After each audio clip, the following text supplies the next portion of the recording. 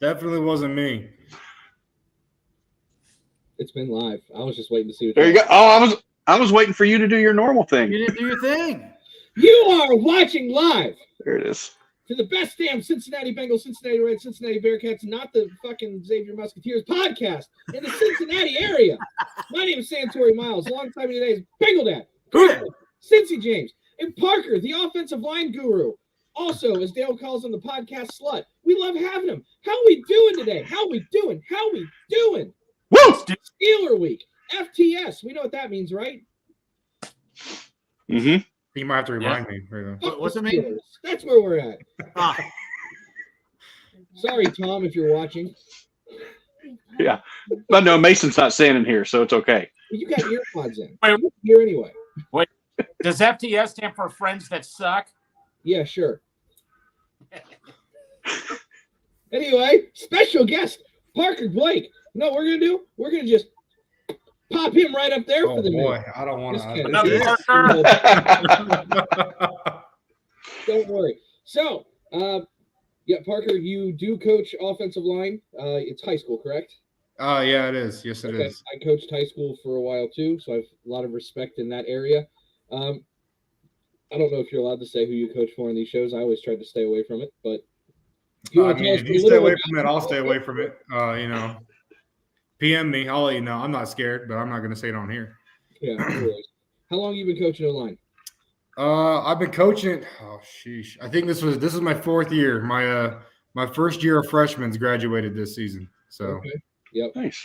It's milestone season. Walk on senior night, isn't it? That first class. Yeah, that was rough. I'm not gonna lie. I didn't think it'd be that rough. That was hard. It's hard, man. That first round of kids comes through, and it's surreal. For sure. I'm just a young guy, so like they were like the only kids I had, and I was like watching my own kids graduate before I even knew them. One of the first piece of advice I ever got when I was coaching, my head coach told me every year you're going to pick up like 50 or 60 sons, whether you realize it or not. So it's to watch that first round walk on senior night, something special. But I know, because I'm in a text group with all these wonderful guys, that we got some questions. We're going to grill you, see how good you are with offensive line. Who wants to go first? I want to jump in with one quick question. Oh. Okay. How tall are you? You look like a big guy. I don't know. Height's weird. I've been measured everywhere from 5'9" to 6'2". I tell everyone I'm 6 foot. Wait a minute. I don't know how height works. Apparently, I'm about as tall as all my friends that say they're like 5'11" to 6 foot. So, depends on the school you go to. Depends on the person that measures you. The program. Yeah. Oh my god. Yeah, there we go. All right. My high school friend. What's up, buddy? But do we have an offensive line question instead of grilling him about how tall he might or might not be? I'll give him a combine measurements real quick. Greg's got a list. Greg sent us like a grocery list today. Yeah. I just want to make sure we all didn't have the same question. I'm like, oh, here we go. Well, Greg, you got like okay. 20 questions, don't you? Well, I got 5 or 6, but I was talking. I'll start out with an easy one. What do you look for in an offensive lineman? What do you personally look for? Easy. Well, I mean, it's all based on scheme, but when I'm scouting guys, I usually look for the Bengals because I like the Bengals. I like athleticism and I like intelligence. So these guys that come in that have never played football before, always frustrate me in the league. Or it's they played 1 year of college ball and then they got into the league, like Raymond last year, frustrate me. I'm not big into the size. Tyler Linderbaum was my favorite prospect last year, and everyone was talking about how small he was, and he's doing just fine. Yeah. I mean, I'm not big into either strength or athleticism. I mean, I think if you have one or the other or both, I mean, you can make that work. It's more just if you can move well and you can get on the second level, and that's the biggest thing for me because anybody that's playing in the NFL can move a dude in a double team, but if you can't block a linebacker, it's a problem. Yeah, it kind of leads to my next question. What is the one thing that coaches look for in an offensive lineman that's overrated in your opinion? for example, like, do you believe in the whole short arms thing or whatever? Like, what's the one thing that you think is so overrated that coaches like look at times? Okay. Overall, I think it's the height thing. The height thing has always pissed me off. I was a short player, so when I was getting recruited, I would tell guys I was like 6 foot, and the conversation would end there, and just because I didn't fit in the box. But I think NFL wise, the arm length conversation for tackles kills me. I mean, if you're not an athletic guy, you need the arm length so you can keep them away from you for longer. But if you can move your feet and you got some good strength to you, the arm length thing gets negated. And that's my big thing. I've always been a big fan of Jonah Williams. Everyone said that his stubby arms weren't going to make it, and that he wasn't going to be successful. But I think he's done just fine. He's serviceable. He's no all-pro, but he's done just fine. Hey, Greg, let me chime in with something here. Okay. You talked about Jonah Williams. I want to talk about the two bookends, Jonah Williams and La'el Collins. I'm not a pro analyst or anything. It looks to me like they struggle mercifully against high-end pass rushers. I think it's going to happen again this weekend with TJ Watt and with Highsmith. What is it that they are not doing that some of the better offensive tackles are doing to prevent the collapse of that offensive line against that type of pass rush? I was actually talking about that in I was in my first Twitter space of all time this week. That was an experience. You survived. I made it through. And what I said in there and what I'll repeat now is I think they're scared of the speed. Both of our tackles are scared of speed. They get out of their sets too quick. They gain a lot of early depth, and that's why neither of them are quick enough or have the reaction speed to close that inside gap. La'el Collins has a lot of strength. So with some of those moves, he can kind of shut it down with the inside arm, get it back outside. But if you watch the film, that's where Jonah struggles the most, is he tries to get that depth to prevent the speed rush. And an inside spin move is what kills him the most. And that's what worries me about his matchup with Highsmith this week, because that's his go-to move, and he tears people up with that. And I can go on a whole thing with that, but that's the biggest issue that they have is they try to gain too much depth too quick to prevent the edge rush. And what I coach my guys is honestly shut down the inside first, make it so the rusher can only take the edge, because you can run them around the hoop. Your quarterback can step up. You're just fine. I think a lot of tackles, and I see a lot of coaches do it too, but they worry too much about that speed rush off the edge. And if you can elongate that corner and make them go upfield and around the pocket, you're going to be just fine. And I think gaining that depth and opening up that inside is their biggest weakness right now. How much of this is on the players and how much of this is on Frank Pollock? That's my biggest question right now. And that's why I wish I had an inside guy, because I honestly want to know what Frank's telling them at practice, what they worked all offseason, because this has been a problem for Jonah for as long as he's been on the team. Mm-hmm. And that's why I wonder why they're not prepping them or hammering that inside protection or even just that reaction speed or shortening up those sets a little bit just to prevent that. I honestly do wonder what they're going over in their practices and to game prep, especially against – Myles Garrett's got a nasty spin move. Highsmith's got a nasty spin move. This has been my hottest take of the week, I think, but I am not high on TJ Watt because he just doesn't like to rush anymore. He does some upfield rushes, but he gets washed out pretty easy.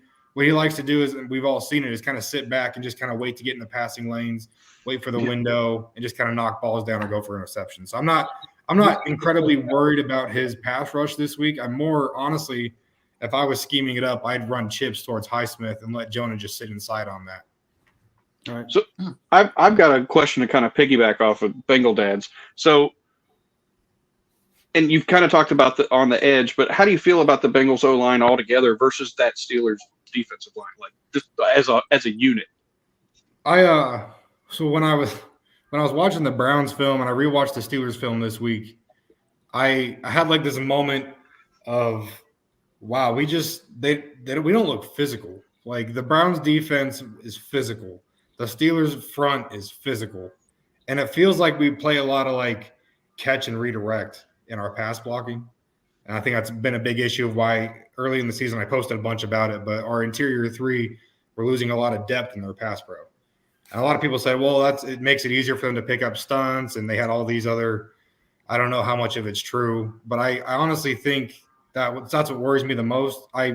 tweeted out earlier this week that Ogunjobi is kind of the matchup that worries me the most because he bullied Kappa in week 1. Like that one-on-one matchup was not ideal.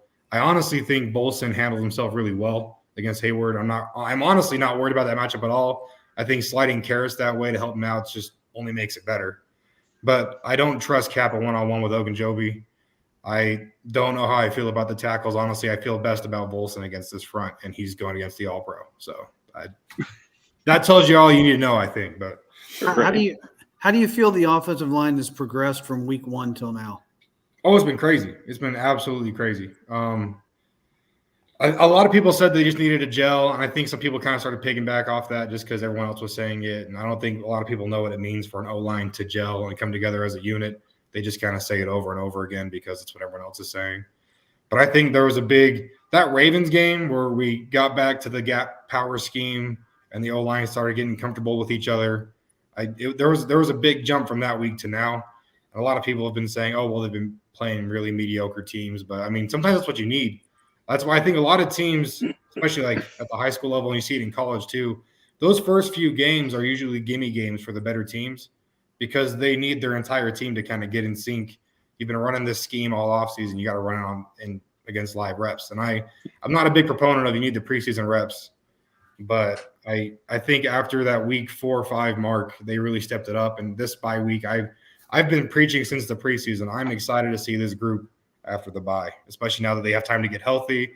Lyle can work on his back. Jonah can find his knee floating around in there somewhere and put it back in place, and we can get rolling. Do you think what we saw the last couple, maybe 2 of the last 3 weeks, maybe with the running game, you think you're going to see more of that in the second half that will be a little more proficient at running the ball? I hope so. They just need to run the ball. And like I had a bunch of guys reach out to me and ask like why I think the run game was so much more effective those last couple of weeks. And I don't think it was anything with the O-line because I was even saying this when I was watching the Steelers game this week. They have not been blocking as poorly in the run game. I mean, there's issues and their grades have been low. If you follow my grades, like it's not been perfect. It's not been ideal. But if Mixon was a harder runner earlier in the year, I don't think we have as much deficiency in the run game. I really think he was very hesitant. Mm-hmm. I mean, he had due reason. He hasn't had a good run block or blocking line in how long. So I mean, I can understand his hesitancy, but I think he's also kind of meshed and figured out how this O-line works because he didn't get a lot of off-season reps with them either. That's what I think a lot of people don't think about. And now he's comfortable and knows where those lanes are going to be, knows how the front 5 likes to move guys on plays, knows where his reads are going to be. That's why I think it works so well, and that's why I hope we get back to it. I was very frustrated that they didn't run the ball against the Browns because if you watch that game, I mean, I had Bolson grade out at 100%, a perfect game run blocking. I had Jonah Williams grade out at 104% run blocking. He got some extra credit, and we ran the ball like a handful of times. Like, why? If we would have hammered the ball that game, I honestly think it's a whole different story. But that's 10 times. That's it. Yeah, it was not. You can't do that. And I understand, like, you don't want to run the ball and run Mixon against a brick wall if it's just not going. But if they're watching film on the sideline, like, they should be able to see the lanes are there. And if they just stick with it now, especially that Lyle Collins knows what he's doing. If you rewatch that first week game, he looked lost in the run game. Like, he did not look confident at all. And if you look from week 1 to against that Panthers game, he was flying around moving dudes. So if they stick to the run game, we could run out of the second half of the season, and with how their passing game is, that's terrifying. Should be for other teams. Right. All right. Greg, did you have another question? Yes, I do actually. So my question is it harder to go from exterior to interior or interior to exterior? So is it harder to go from like tackle to guard or center, or guard to center to tackle? Which is the harder transition? I played all 3 positions, I guess you could say. Mm-hmm. And it depends on the dude. Like I feel personally, if you got a dude that's 6'8", 340, and you're trying to have him play center, it's not going to go well because he's outmatched in that arena. Right. But if you got a guy built like Tyler Linderbaum trying to play tackle, it's not going to work. But for those guys in the middle ground of size, if you're going guard to tackle or tackle to guard, personally, I think tackle to guard is a much easier transition because those tackles are on an island most of the time, and a guard's used to having that help, whether it's in the pass game or the run game. And being a tackle, it's a whole different world, especially against these elite level pass rushers.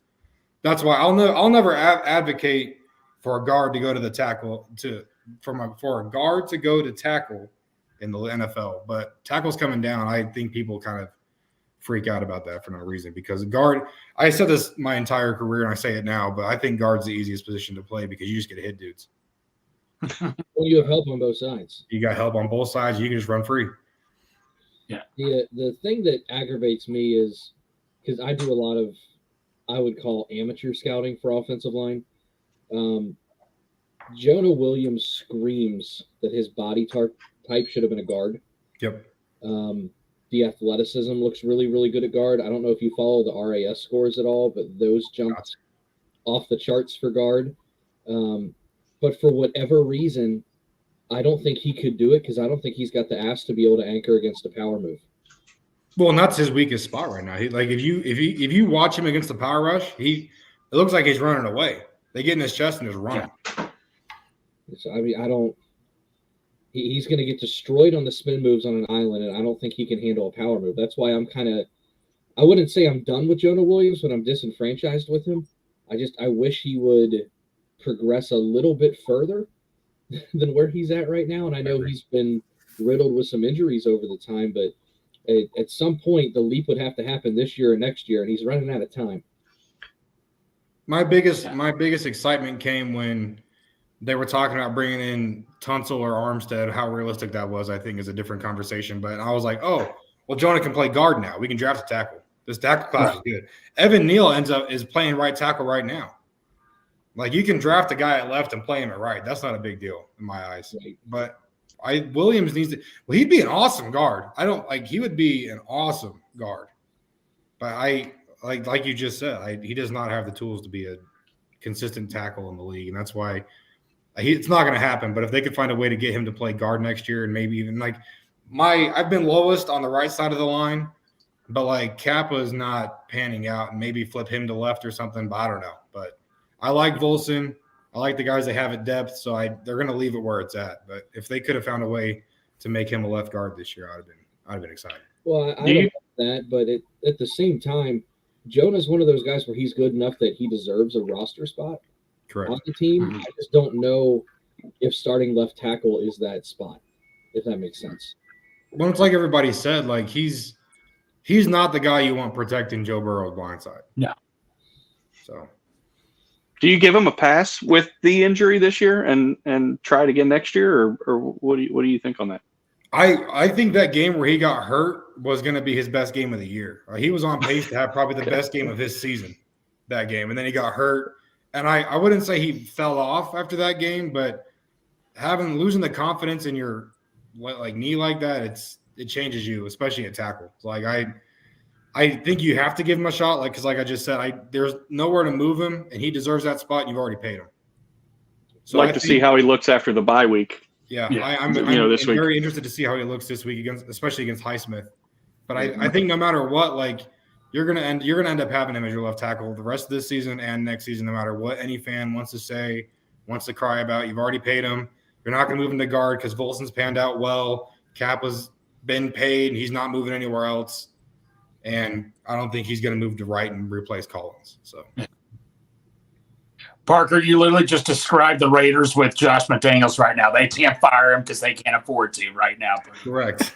All that stuff. But yeah, you know what? Yeah, the thing about I'm trying to think. What was your take on Jackson Carman? Because when I was watching the draft a year ago, I was on Team Chase, but I also was like, they need to get it right in the second round with an offensive lineman, and Creed Humphrey, was sitting there and all that, and. Jackson Carman, I don't speak for these guys, but I think we can all say we were a little shocked by Jackson Carman. What was your take on the Jackson Carman pick? Well, last year's draft was funny because Penei Sewell's from Utah, and I went to camps with him. I knew a bunch of guys that played with him, but I was always Team Chase. That was never a question. That was a ridiculous conversation that ever had to happen. But Creed Humphrey was my number one guy in that draft class. I thought he was a better asset long-term than Sewell was. And we saw that with the Lions. They couldn't figure out where to play him at. He ended up going to tackle anyway, but that's a whole different thing. But Creed Humphrey was my guy. I have a buddy that I watch a lot of O-line film, and I kind of showed him how to watch the O-line, and now we watch a bunch of draft film every year. But Creed Humphrey was my guy, and I'm like, if he's there in the second round and the Bengals don't take him, I'm gonna lose it. And then they picked up Carman, and I was like, holy shit, why did we just grab this guy? Like he had the history of no work ethic coming out of college. Mm-hmm. He wasn't that impressive as a tackle. They moved him into guard for whatever reason, but he didn't have the athleticism to hang at guard. And that was a bust from draft day in my eyes. I did not like that pick from day one. No. I'll tell you what, I saw it was like a 5-second clip, and it was just supposed to be like Jonah Williams jogging across the field. But Jackson Carman was jogging behind him today. And it was just a clip from practice. Dude, he looks like he's gained 100 pounds. He looks bad. So bad. And I'm a big guy. Like if I say you look fat, there's a problem.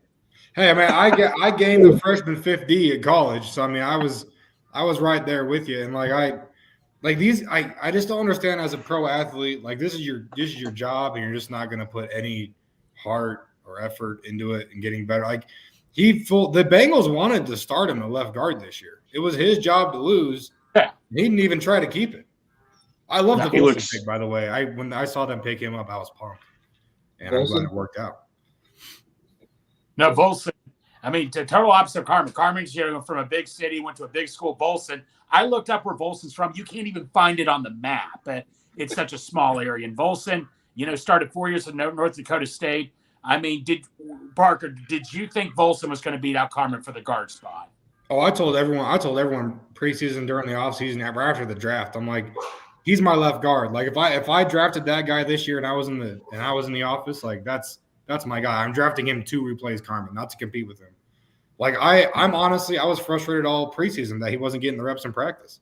He wasn't getting the reps in games. They were giving Carman every last chance. And I get that he was a second round pick and Volson was a fourth, but like if the ship sailed, it sailed. Let the young guy get in there and get his reps because he's going to be the guy. They knew he was going to be the guy. You can't tell me they didn't. Yeah.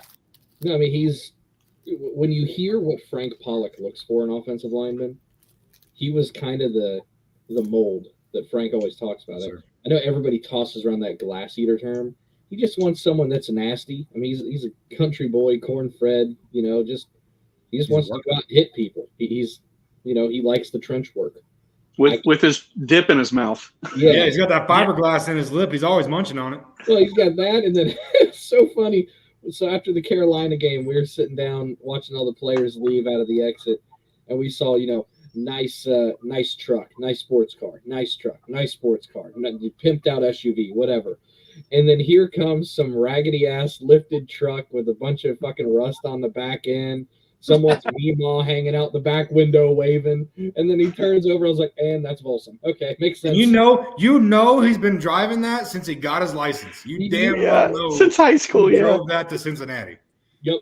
I was like, all right, that's my guy. He gets it. He's here to play football. He gets it. It's funny because early in the year, and when I was watching those first few weeks, my biggest gripe with him, and I wouldn't even say it was a gripe, but I was like, he's going to get eaten alive if he stays this aggressive because he was over grabbing dudes and finishing, but he was hitting dudes. And that's why I think we all saw kind of him slump off for a couple weeks. And it's because people were starting to get in his film and we're like, oh, well, I'll just avoid him. He's not going to look for me. He's going to try and hit me in the mouth. And I think that's the one thing I got to shout Frank out. Like Volson had terrible feet in college. He was crossing over all the time, clicking his heels nonstop. But I think even from week one, his feet are way better. And even since then to now, his hands and his head placement have gotten 10 times better. Like he's a much more patient player. He could still progress, obviously, but he looks way better. And I've been saying it, but he's going to be a good player, and I hope he's in Cincinnati for a while. Well, and if that's your worst case scenario is where he's at right now, you're in good shape because he's an adequate guard. He's nothing special, but he's not going to hurt you. It's one of those things that, and this is a terrible, terrible way to evaluate linemen, but it's kind of just a cliche and it's funny. Hit us. If you never hear their name during the broadcast, you're in good shape. Sure. You never hear his name. He kind of gets forgotten about. And that's like one of the bigger compliments if you forget they're out there. Yeah. Correct. And that's the funniest part because he's given up some bad hits, some bad sacks, but I mean, it's like we keep saying, he's a win-win because if he misses a couple reps, he's a 4th-round rookie. Like he's gonna miss reps against some of these top level guys. Mhm. And then when he plays well, it's like, oh well, shit, our 4th-round rookie's kind of panning out. Right. Yeah. So I love that guy. I found his Twitter the other day. He's unverified. Just everyone that wanted that check. Oh yeah. Just I mean, $8, right? Yeah, I asked him if he would come on the show, and I told him we'd pay him in beer or hay or whatever he wants. You said, hey. I think I said burnt ends and beer. I figured he might be a bar. well, you could have just told me that, and I would have been here like 4 days ago. Gosh. Wait, these guys are getting paid? Yeah. Yeah. Listen, I'm making you a lasagna this week. Isn't that enough? I am so excited. Ready. So Parker, just quick thing. There's a place in Cincinnati called Montgomery Inn, known for the ribs. And Santori makes a wise ass comment like, "My ribs are better." I'm like, "Yeah, whatever, Santori." I was just at talking shit. So I'm telling Yeah, okay. you, I'm gonna be in Cincinnati in end of December and January. You best be telling me where I can go get some good food because I got this like mile-long list of recommendations, and like half of them are bars. And like as much as I love bar food, I need a good Q place and I need a good steak I got while I'm you. there. Jeff Ruby. I everyone's saying Jeff Ruby. Well, that guy in the top middle apparently cooks a better steak. That's his claim to fame. Well, I was gonna say, go to the Santori household. Go to Santori household, man. He cooks This better. is good. It's known for the ribs. If you ever there, that's a good place to try. But he did make ribs, and I said, "I hate you so badly," and they were so. So Yeah, we'll hook you up with the spots, Yeah. even if it's going over to Bengal Dads. Listen, I've never had that. But I do have another question. So obviously you watch a lot of film, like just a ton of film. When you're watching the offensive line, what is it that you're looking for? Are you looking at their feet? Are you looking at their hands? Are you looking at a combination? Like what are you trying to do? Well, Actually, watch that's- the books. That's the whole thing that like I've said that's over. I'm trying to do better than how I feel PFF does because I feel like if you can watch the play through and you can figure out the scheme that they're working, you can actually watch and see. I feel like I'm not going to say I'm any guru, but I feel like I understand blocking schemes to a basic level, right? Yeah. And so when I watch the play, I'm not taking the approach of, oh, well, did he block his guy or did the guy beat him? I'm more like, your assignment was this. Did you get to that guy? And that's where these clips that I've been a lot better at posting now that I figured out how to post clips on Twitter. But I'm like, well, why didn't Collins get here? Why did Kappa not go up to this linebacker? Like if I watched it, and that's why I want to figure out a way where I can like get like record my screen and tell it straight so I can like draw some stuff up. But like I gotta do that. He can help you. I'll be hitting you up because like I want to draw some of these plays out and say, yeah, everyone thought this was an awesome run play, but I think Dude, what is that? It's like a little doodle pad.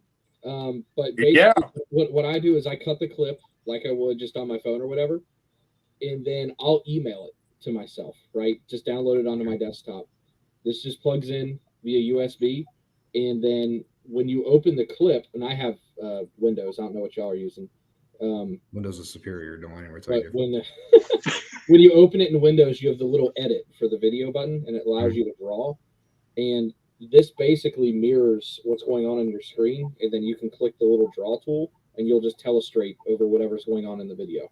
Life changing. Yep. Life changing. Great. Absolutely life changing. Told you he can help.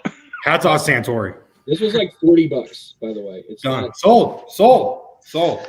Yeah, that's fine. Picked it up.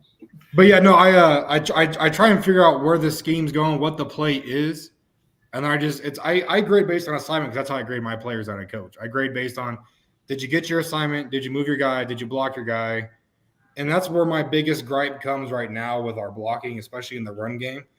The Bengals can't block linebackers to save their lives. They cannot block linebackers at all. They can't get off on the second level, especially Kappa and Collins. They'll move a double team 5, 6, 8 yards, but they will not block a linebacker at all. No. And it's frustrating as hell. And I wish there's not a grade in my system that can say you did your job, but you should have done it better. Because I feel like that's kind of just ticky-tacky. But like that's why I want to get in and kind of show some of these clips and just say, man, like why are you not getting here? Because we're, like I say all the time, we are a couple like just half better blocks away from having an amazing run game. But like Mixon can hit the second level, but he's getting hit by 2 linebackers every single time. Yeah, he doesn't have many of those runs where he's 8 yards downfield before he's touched. And that's why I was trying to find earlier this season, like a yards before contact number, because I don't watch a lot of. I used to watch it I used to love Red Zone. I'd grind all these other games and just like be a football fan. But I've just dove into the Bengals this year, and I don't know a lot of other teams. But I would be impressed if there were many teams with less yards before contact than the Bengals through the first 8 games. They keep the number, and they're bottom of the barrel. Yeah. That's a good question. Got a question from Haas here. So it's a long way away, but do you think the Bengals will take an OT in the first or second round of the draft coming up? That's his question. Man, I wish. There's not a chance. I wish. No, they got Williams already paid for next year. Collins is on for like 3 or 4. Yep. I can see them. I mean, Adeniji is going to be a good tackle. Don't let anybody tell you different. Adeniji is going to be a good tackle. His pass set freaks the hell out of me, but he's going to be a good tackle. I have faith. And he's the best run blocker on this team. You can tell me that it's wrong, but it's true. Well, I don't know what your grades say, but it's rare to get good grades from Pro Football Focus just because they're so harsh when you mess up. Mm-hmm. But Adeniji has some of the best grades in the NFL for a small sample size. He grades very well this year. So and because all of the run grades, the run blocking grades that I've done, like they have not. I think we almost hit a 70% overall group grade this against the Panthers, and I was like, that was like a really good. I was like the best week of the season so far. Adeniji's one game that I graded because he got all those reps replacing for the injury. Mm-hmm. He graded out like an 86, 87%. Like he's that guy, and he can move dudes. And he's athletic. Adeniji's a good football player. Yeah. Parker, my question is, you look at the Cleveland Browns. In my opinion, that's the best offensive line in the league. I think Teller and Bettino are the best guard team in the league.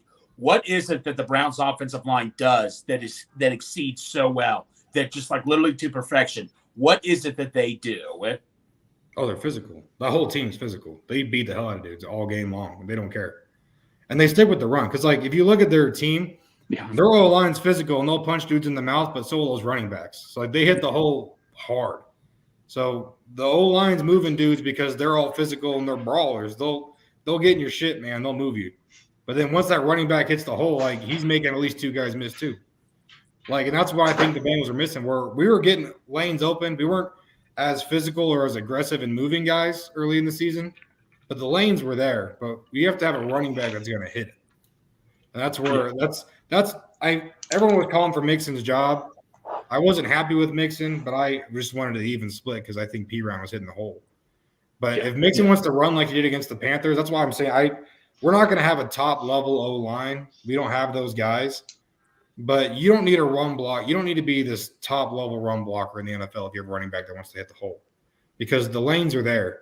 They're quick. They're quick in the league because the game moves fast. But if you hit that lane and you can get guys up on linebackers, and that's what the Browns do really well. Those guards, I mean, they're top-level guards for a reason, but like they get up, they're athletic, and they can hang with linebackers, and they're not afraid to get in their face either. Now this might be a stupid question.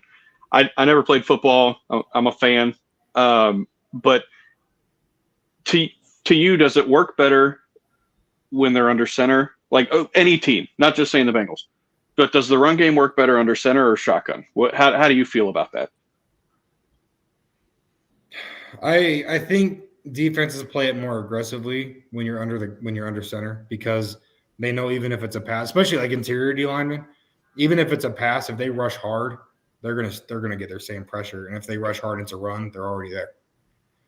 So I like being in the gun because it gives more options, and Burrow seems to be more comfortable in the gun.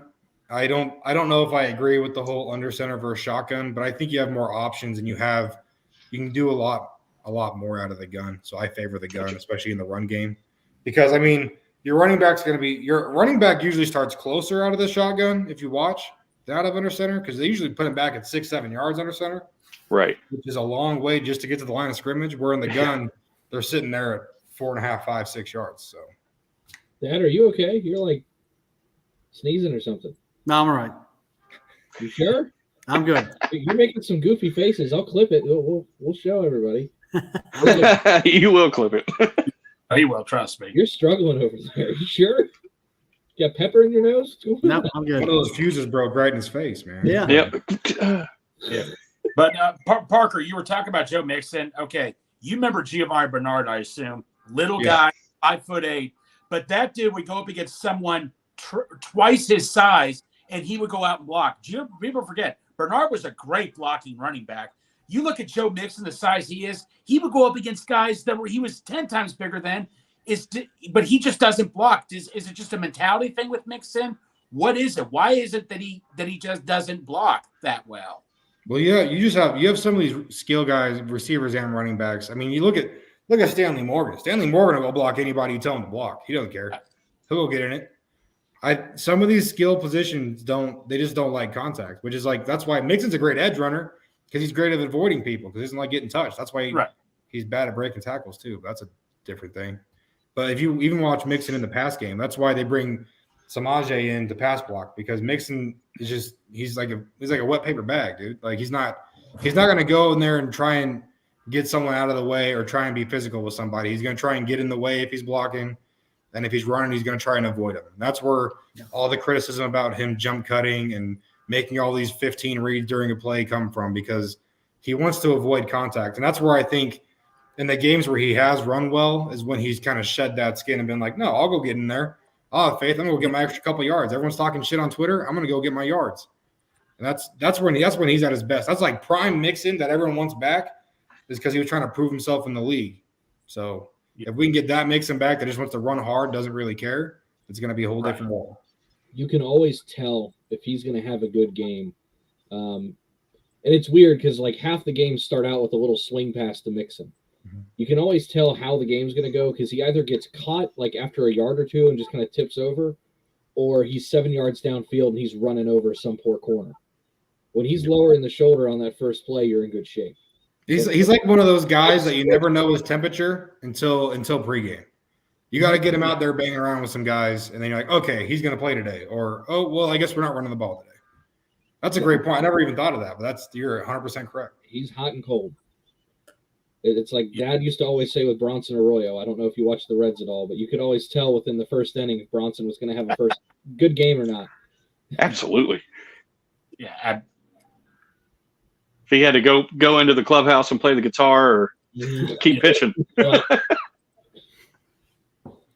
yeah, you know what I was talking about Nick Chubb. You really look at Nick Chubb because you were talking about Joe Mixon. Nick Chubb is nothing fancy. He's just a guy that runs up the middle, breaks tackles. You know, Joe Mixon does this little dance in the backfield that sometimes, like you said, just run up the middle. Like I remember in the Jets game when P. Ryan played pretty much the whole fourth quarter, didn't do anything fancy, but he controlled the game clock by just running straight up the middle, getting first down. He easily killed off 8 minutes. He did nothing fancy. He's like, I'm just going to run it straight up the gut, do nothing fancy.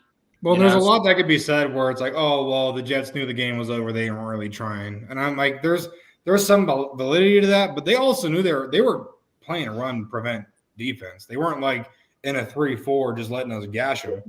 They were stacking the box and crashing inside, and P. Ryan just didn't care. Yeah, it still did it. Yeah. Yeah, and that was a great Jets D-line, too, with Quentin Williams. And that wasn't just some mediocre Jets defense. Right. That was a great D-line he was going up against, too. I got one question for you, and then we'll get into some of our, we'll call it off-script part of the show. For people like James who are still learning the game of football. Watched it a long time, but yes, absolutely still learning. I am 39. Difference between gap and zone scheme. Oh man, that's a whole. This is why I need my telestrator. This is why. This is why right here. Damn it, Santori. I mean, I'm good, but I want to see how he does. No, I mean, at a base level, they're the same in the sense that you're working play side, you're working vertical, you're working to linebackers. They're not the same in the sense that when you're running gap, They're looking to move guys and create lanes. That's where it's been kind of beautiful the last couple of weeks because you get Mixon hitting, and I feel like he always makes the wrong read in like duo, but that's a whole different thing. Yeah. He hits the line of scrimmage, and he's got like 1, 2, 3 options to hit the lane. Whereas in zone, you're kind of trusting your running back to make a read, and that's where if you go back and watch, and like I said, I watched the Steelers game earlier this week, but they're running wide zone. I honestly think when they run wide zone, they're not looking to run wide zone because every single time, I guess to answer the question first, zone scheme is more you're trying to move the defense one way or the other versus gap, you're trying to play hole, open lanes, seal guys off, create open lanes. And when they run wide zone, they're trying to run the defense left or right, like the entire box relatively. And what Mixon's doing is he's got a key read depending on what their coach tells him to read. And if you watch, you'll see the interior D-line fly over or get moved out of the way. And that's the cutback he's trying to hit. And that's where TJ Watt made a lot of his money week 1 because they'd run zone and the line would block and move everybody left or right, left most of the time. And Mixon would kind of hesitate and look for the cut. And by the time he went to make his cut, which was usually there, TJ Watt's crashing down and making the tackle from the backside because you don't block the backside DN. And I think gap's better because Collins and Kappa love burying their heads in a double team and just moving that D tackle 5 yards. But if you watch even Karras, because you got Karras, Volson, and Williams, we're all more athletic guys, and they run the zone so well. Like front side on wide zone is awesome, but Mixon never wanted to run it. And I honestly, after watching it again, I honestly think they were telling him to watch for the cutback. I don't think it was ever intended to go wide. But if that answers the question, it's zone is more moving the whole defense one way or the other versus gap is more trying to just push vertical, move your guy, make a lane, block a linebacker. Would it be fair to say zone is getting everybody to flow and look for a crease? And gap is blowing holes right up the middle and just trying to hit it when it's there. Gap is like your old school football, like let's open a lane, let's punch it open. Versus zones like, oh, we'll just kind of move the defense around and see what we see. And they've been running a lot of gap lately. And Frank Pollock is a big wide zone guy. He always has been, especially always has been. So do we better for the RPOs and stuff, but I wish they get back to that. But that was kind of the game plan. I felt like coming into the season, but it doesn't seem like it's going to go that way. So, kind of the goofy stuff, unless anybody has any other O-line talk. Well, I was wondering if I don't know if you want to go goofy or if you want to go like Thursday Night Football or Bengals versus Steelers preview, or how you wanted to do that, or we can do goofy some and whatever you want to do. We got to introduce Parker to the best segment on the show. Lutherisms. Hey, I'm going to turn my fan on. I can still hear. Hey, Parker, I just have one quick question for Lutherisms. It's a question. Do you think Frank Pollock's job is on the line for the rest of the season, in your opinion? No, because they'll never blame him because they'll just say it's trying to gel with the line and we got these new guys, you got injured. Like they're not going to. No, I like Frank. What's your opinion? I'm torn on Frank because like I said, I don't know what he's done to correct some of the issues I've seen already just this year. And like with Jonah, has not improved on his weaknesses since he's been in the league. And that's not just a Frank Pollock issue. But I was hoping when Frank came in, like it was going to be, oh, you have these issues because he's a big analytics guy, right? Allegedly. So he should be tearing apart that film and being like, oh, well, you suck at the inside move, you suck at the spin. Let's fix that. Because it's all relative, but that's an easier problem to fix because of Jonah's athleticism, in my opinion. So that should be corrected a while ago. Gotcha. Okay, that's all. Now, Santori, did you have players picked out? Because I sent Greg some for Thursday Night Football. I didn't know. I'm picking the Bengals Steelers game. Okay, cool. And then I'll throw some in. So, Parker, if you're not familiar, which I assume you're not, Lutheranism is where our buddy Greg up there basically compares a player that I toss out to him. We typically start with 5 or 6, and sometimes we get carried away, to a food that he thinks best exemplifies that player. Case in point, Andy Dalton was a grilled cheese because, sometimes it hits and sometimes you've had a bad grilled cheese. Gotta be in the right mood. Mm-hmm. So, First and foremost, this guy's getting a lot of run tonight. Jonah Williams. All right, Jonah Williams, man. Okay. Oh boy. Jonah Williams. It's similar to a grilled cheese sandwich. I'm just going to go ahead and say a bologna sandwich. Sometimes a bologna sandwich is going to get you by, but when you're really in the mood for something good, you're like, I'm throwing it in the garbage can. I love a bologna sandwich. Don't be trashing no bologna sandwich right now. Forgot about that part. Listen, sometimes it's just bologna, sometimes it's a fried bologna sandwich. There is a difference. That way, yeah. Next, Boomer Esiason. Boomer Esiason. Okay. You know what? Okay. He was great with the play action pass, so I'm going to call him Flamin' Hot Cheetos. You think they're not going to be bad when you first eat them, but once they get in your mouth, it starts getting hot. It's like, wait a minute, I wasn't expecting this. Same thing with the play action. You weren't seeing that coming. Yeah, crunchy cheese. Crunchy cheese. Oh, my gosh. Greg Cook. Oh, man, why did you have to do this? Yeah, Okay. I'm going to leave this one at the Bengal Dad. We're going to throw him a curveball. No. Oh, yes. I'm no good at these food items. Oh, all right. Go ahead, Greg. I got this one. This guy gave me a piece of chocolate one time. I thought it was going to be the best chocolate ever. Turns out it was like chocolate with no sugar. It was just like flat out chocolate, like no sweet, no nothing. I took one bite and I threw it away. And I just, well, his career ended and all that and stuff. And you thought it was going to be awesome, but then it just didn't turn out what you thought it was going to be. So let's just say fake chocolate. Okay, that's perfect. Moving on to the other team here. Greg, have fun. Oh, boy. Why did you have to do this to me? Mm.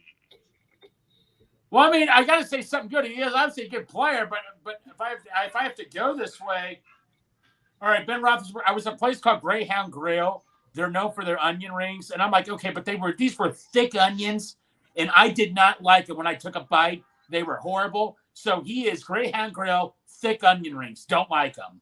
Yeah, there you go. I agree with that. That's Bettis. All right, Jerome. I'm going to say this: if I was going up against Ray Lewis, Lawrence Taylor, the best defensive line of all time, and I was at the 1 yard line, he's the guy I have. But Jerome Bettis, man, is like he's like a big old gumball. You have to keep chewing on it, pounding through till you finally get a hold of it. So he's a big old gumball. I don't even have something for that. That just sounded good on its own. It's gum. Yeah. And our favorite, Hines Ward. Hines Ward. Oh man, why do you have to do this to me? Let's go. Hines Ward. What's a good blocking thing? Cheese. I don't know, man. This is tough. This is why I get stuck with Parker. Sometimes I'm better doing this when I'm not prepared. Hines Ward. What's a good blocking? I'm sorry, Parker, for keeping. That's good.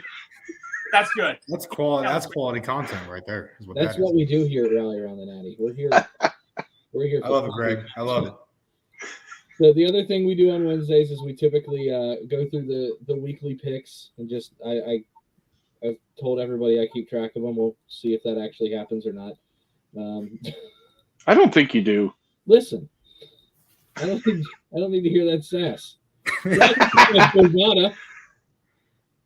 So Thursday night football, Titans getting 3 points at the Packers.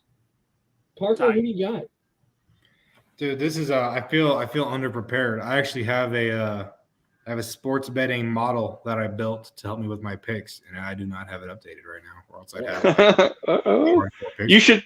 You should run this back, check out your picks, see how it does against your model. Yeah, so I'm about to. This is off the cuff right now. Love it. The Packers are not a good football team, but neither are the Titans. Titans have a great defense, though. I'm taking the points. Titans +3. Okay. Yeah, I think I got to go Titans too. I'm going to go back Packers at home. I think they're going to build off last week against the Cowboys. Yeah, I think the Packers got some confidence. I know they're Watson, that wide receiver, had a big game, so I'm sure he's bubbling with confidence. They're coming home off of a win. Haven't had a win in almost 6 weeks. I think they'll take it to the Titans. Okay, Sunday, 1:00. Carolina +13. I hate big spreads, dude. Against who? Ravens. I'm taking the points. You're taking the Panthers points? Yeah. They've sold That's a big their spread. team. They've sold the Ravens need a win right now. I think I'm going Baltimore. They might really Baltimore. kick their ass. They're gonna go on a rampage. Baltimore. If we ran well against Carolina, what do you think Baltimore? Yeah, that's my worry. I'll take the Ravens points. I'm taking Ravens. They'll run all over the Panthers. I mean, that was like our biggest game of the year. We can't run the ball. Right. All right, hottest team in football, Chicago Bears and their newfound running quarterback, Justin Fields. +3 at Atlanta. All day. Taking the money line. Bears this week, actually. Fun fact. Okay. Taking the Bears. I think I agree. Bears. I'm taking the Bears and the points. I'll go Bears. Get All got. right. Cleveland Browns +8 in the impending blizzard. I'm taking the under. I might take Browns in the points, man. I mean, that blizzard's going to be nasty. I've heard 3 to 6 feet. Feet. Yeah, feet. Can I speak up on that from a guy that plows snow? That would be miserable. I wouldn't even be able to watch the game. I'd be at work plowing snow. It's not. There's no way it's going to be a high scoring game. I'll take Cleveland. I'm not saying Cleveland's going to win, but it's going to be close. Right. I just don't think Buffalo's going to be able to pull away in that one, and I think that they're. No. I think they got a little bit of a struggle bus issue upstairs right now. I don't think that they know how to finish the game at the moment. Well, I think. I think Chubb will be probably the most prominent player in that game. Also, I was going to say, I mean, the Bills have 0 run game. So, I mean, I'm taking – that is another money line that I got money on this week. So, I'm taking Browns points. Yeah. That's what I was going to point out is look at their running game. It's basically Josh Allen. Correct. Yeah. That's it. He's not going to be running in the cold with that bad elbow. Right. Yeah. Or that ball's going to be all over the place. Yeah. Okay. Detroit Lions +3 at the Giants. I don't know. Can we just throw that game away? Our Lions +3. Go Lions. Our Lions. What the hell? Our Lions. I love the Lions. I love MCDC, man. All right. Love the Lions. I'm gonna go Giants, just to be different. I'm rooting for the Lions. I've wanted them to win because they were fun on Hard Knocks. We just lost Greg for eternity. Uh-oh. He fell into a black hole. Can you scroll that down a little bit? I lost the spread. Lions. I don't even know who they're playing. Oh well, we already moved past it. You were too. Well, slow. you need to reverse that. Lions and Giants. Lions +3. 3 points, yep. Oh, Giants. Giants, come on. Wow. Look at that. Giants with conviction. He's on it. All right. The Cooper Cupless Rams +3.5 at the Saints.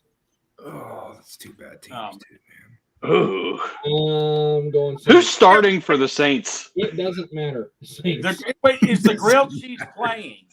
Is the grilled cheese still playing? He's on the bench. If not, we'll bring him in. Well, I'm going grilled. Parker, when I said when you can, here's one thing I'll say about Andy. When he's got like AJ Green and all these guys with him, he goes from a grilled cheese sandwich to the mega melt and all that, like a patty melt to a mega melt and all that. So I'm gonna go Saints. He's gonna go to the mega time. Oh man, Mega melt. I'm gonna go Alvin Kamara right now. If I'm being honest, I'm gonna take the Rams. You got me curious. It's a close game. I always take the plus points in close games. I guess, but Gotta go Rams. all right. Oh, great! But now Parker's never coming back on because you disagree with him. It's okay. No. It was fun. It was fun, guys. Yeah, appreciate it. He's gonna go be best friends with Dale now, and we'll never see him again. I'll be on there tomorrow. You guys get to have this same conversation tomorrow. It'll be We great. might. Dale better be watching. Yeah, Dale's speaking up. He's like, we're gonna do the same thing verbatim. Oh, that'd be hilarious, kind of. Yeah, So- James, just still all my. No, I'll give you all my questions again. Just ask the same questions. Again. Yeah, yeah. You don't I was mind, do you, talking- I was Parker? talking to somebody, I don't remember. Yeah, I was just I gotta keep it fresh for like 3 days here. I can't just be regurgitating the same shit for 3 days straight. I'll get bored. Right. So you got the best content of the week. So you're welcome. You know. That's what I get My for phone just switched. saying let's do it tomorrow. There we go. Yeah. All right. Jets +3 at the Patriots. Jets. I'm I think going the Yeah. Jets defense is going to be too much. Yeah, I'm going I think Jets. the Jets. I agree. I agree. Parker, I got a question. I don't know how well you know your corners, but is Sauce the best corner in the league this Oh, year? I love Sauce Gardner. I say he was the number 1 player in the draft. Thank Sauce you. is that guy. There you go. Thank- Have you had the sauce at B-Dubs? The sauce. There's a sauce. Yep, he's sponsored by B-Dubs. And he has his own sauce there, and it is called sauce. Are we gonna get it here? Like, is it at my B-Dubs? Oh, I have it here. I mean, granted, we're in Cincinnati, but I guess I'm going to B-Dubs for dinner. Dude, party Right. Sauce the sauce. Sauce. I love Sauce. I love Pat Surtain coming out, but Sauce I think is like if there was a way that the Bengals could get Surtain and Sauce, I wouldn't care what we were doing on offense because no one was throwing on us ever. there's no fly zone. All right. Eagles -7 at the Colts. Eagles. I think Eagles might be a tad bit embarrassed. They might just go obliterate Jeff Saturday. Absolutely. My brother-in-law, who's a Colts fan, says he just wants to lose for the season. Like the whole suck for luck thing, just throw it out. Get a quarterback. I wish I had I don't faith know if in there's Jeff a quarterback. Saturday. I really did. I really do. You wish what? I wish I had faith in Jeff Saturday panning out as a. I'd love it. I want coaches. He motivated. Yeah, I mean, Motivator, but my brother-in-law, he just wants to get a quarterback. That's all reason why. No, Nothing. for sure. I don't know if this is the year to get a quarterback, but It's that's not. another discussion. Yeah. Yeah. neither was last year, but Yeah. Commanders -3 at Houston. I'm going. Give me the commies all day. give me the commies. Yep. Commander. Heineken. Yeah. How the Heineken's going to be in the backfield again this week? You always got to bet on the Yes, Heineken. he is. Was there- Iced out Heine. Yes, sir. Did y'all- If you have a garbage can of beer on the plane, Yeah, you are forever a winner in my heart. he was sitting next to a garbage can of Busch Light. That is the most Washington Commanders thing. Where was Volson when this happened? And they were in economy. They were in economy, not first class, not a private jet. They were on like Southwest Airlines with a bucket of Busch Light. That is about as Dan Snyder as it gets. I love it. I absolutely love it. And you know they had to pay for the beers. Right. All right. The shit show that is the Las Vegas Raiders +2.5 at Denver. Can we all just Dem- celebrate that this is not a primetime game? Thank God. Denver. Thank you. Denver. But yeah, I don't know. Let's ride. Let's ride. That's right. Yeah, Yeah, I'm Denver. Denver. Denver, whatever. Mr. Unlimited. It's got to be Denver, right? Yeah. It's got to Hey. be. All right. Best game of the week. Wow. -4 You gonna say it? Bengals. Yep. I think I'm taking Steelers in the points. The Bengals might win, but if they win, it's not going to be by 4 or more. You think it's gonna be tight? Yeah, Who day? I don't see them blowing them out. I think if the Bengals win, they're going to blow their ass out. Yeah. No, Thank you. I'm taking. I think it's a blowout or a loss. I have to agree with that, honestly. And I'm not arguing that. That very well could happen. Like there's 6 basic outcomes for a game: blowout win, blowout loss, close win, close loss, or tie. I'm counting on Joe Burrow being pissed off, and if he's pissed off, we will not lose. Yes. I don't disagree with that. Well, the Bengals torched the Steelers secondary week 1. Yeah, Burrow threw for 340 in that first game. Yeah, and And now 4 picks. like the fact that they almost won that game week 1. Yeah. Like it's I know. I'm taking. Oh, they had just because it's going to be a blowout or a loss. No. I might hedge with the money line though for the Steelers. They had all their guys too. Parker, we lost because Dale's best friend got hurt during the game. His best friend is Clark Harris. You'll figure that out tomorrow. But Clark Yeah, Harris we'll talk about it 12 times tomorrow. But if Clark Harris go down, we would have won that. If our long snapper didn't get would hurt, we would have won that game. I don't know. It was the blown block on the PAT. Long snapper didn't matter. Well, the second field goal. The second field goal in overtime hurt though. Right. Yeah. Okay. Hey, Cowboys. I have. Oh, we got another game. Never mind. Go ahead. There's a few more games in this list. I thought we always kept the Bengals for last. We Which normally kept last, do, but there Corey? was no 425 slot. Not this week. All right. Dallas -1 at Minnesota. Skull. Yeah, give me the Vikings. Skull. It's at Minnesota. Yep. That team, Yeah, that team finds a way to win. Give me Jay Kurt Jetta. all day. Give me Kurt with the chain all day. Kurt. You like that? That's right. I'm doing the same. All Hey, right. Parker, one quick thing before we move on. Parker, if you come here, I got to take you to Midwest Barbecue in Cincinnati. Ooh. Are you a big barbecue guy? Oh hell yeah, I am. Let's do it. Yes. Dude, Sold. I got James into it. You're going to try some Uno wings there. You're coming to Midwest Barbecue Oh, with I me. forgot. You guys got all like the player branded. I'm so pumped to be in Cincinnati. Dude, yes, we have got to do that. That is a must. Oh, You're yeah. coming. I'm there. Everybody's coming. Yeah, I'll go. I'm There down. you I go. like it. I've Okay, been there a few times. It's good. Yeah. It's down the street from where I grew up. I've been a handful of times. It's There pretty you good. go. We're going. Done. Bengal No, no, Dad, no. are you ever going to join us in these adventures? Or Well, if you ever do anything on like a Friday after work, anytime after work, that you do it too early. I work the same hours you do, sir. Mm-hmm. You have the same job. I don't know what. Well, we don't have the same job. I can tell you that. Boss. Same business. All right. Kansas City -5.5 at the Chargers. Sunday Night Football. So Kansas City. Kansas City. Give me the Chiefs. No, the Chargers looked horrible against San Francisco. The Chargers It are was horrible Is this Herbert season. still hurt Yeah. with his ribs? probably. Yeah, that's gonna be hurting him next season. I must be delusional because I thought the Chargers looked good against San Francisco.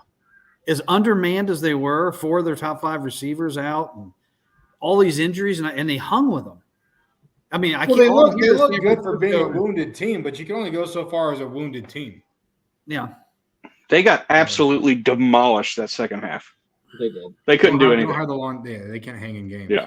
I miss Slater though. They had 16 in the first half and nothing in the second half. Can I say this? Every year, there is one team that tries to build some kind of dream team or mega team and goes out and just Never backs did. up the Brinks truck, and it never fucking works. That was them. We're halfway through the year, and they ain't playing like a $10 billion team. Let me tell you what. I said that all offseason. Like the Chargers and the Broncos getting Russ. I'm like, they're still not going to be the number 1 team in the AFC West. The AFC West still isn't going to be scary because Well, it takes it never time. works. I know this is one of those things you kind of ripped on earlier, but it takes time to gel. You can't just Correct. buy a team and expect them to go right away. It takes, when you do that kind of stuff, it takes a year or so. It really does. Well, it's like people picking up receivers and linemen at the trade deadline. Like those players never pan out for the season. Never. No, it took Odell Beckham Jr. till the playoffs to really start figuring it out last year. Yeah. He was there for a while. I mean, it takes every bit of a month or two until you, depending on the player, to really start clicking. Correct. Yeah, Parker, when the Browns got Beckham and all that, remember all the talk was Browns? Did you think that was true, or what was your take on that? No, Odell Beckham was a very average receiver that had a couple highlight plays. These receivers can only, and like I know we have Jamar Chase, but a receiver can only contribute so much. You got to have a guy that can throw the ball to him. Look at Devontae Adams. Exactly. Right. He's doing awesome, isn't he?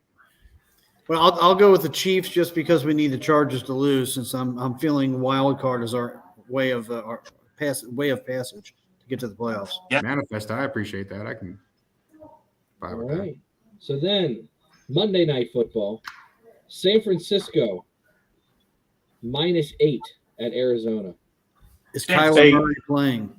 I'm going to tell you, I don't know. there's a new Call of Duty thing coming out this weekend.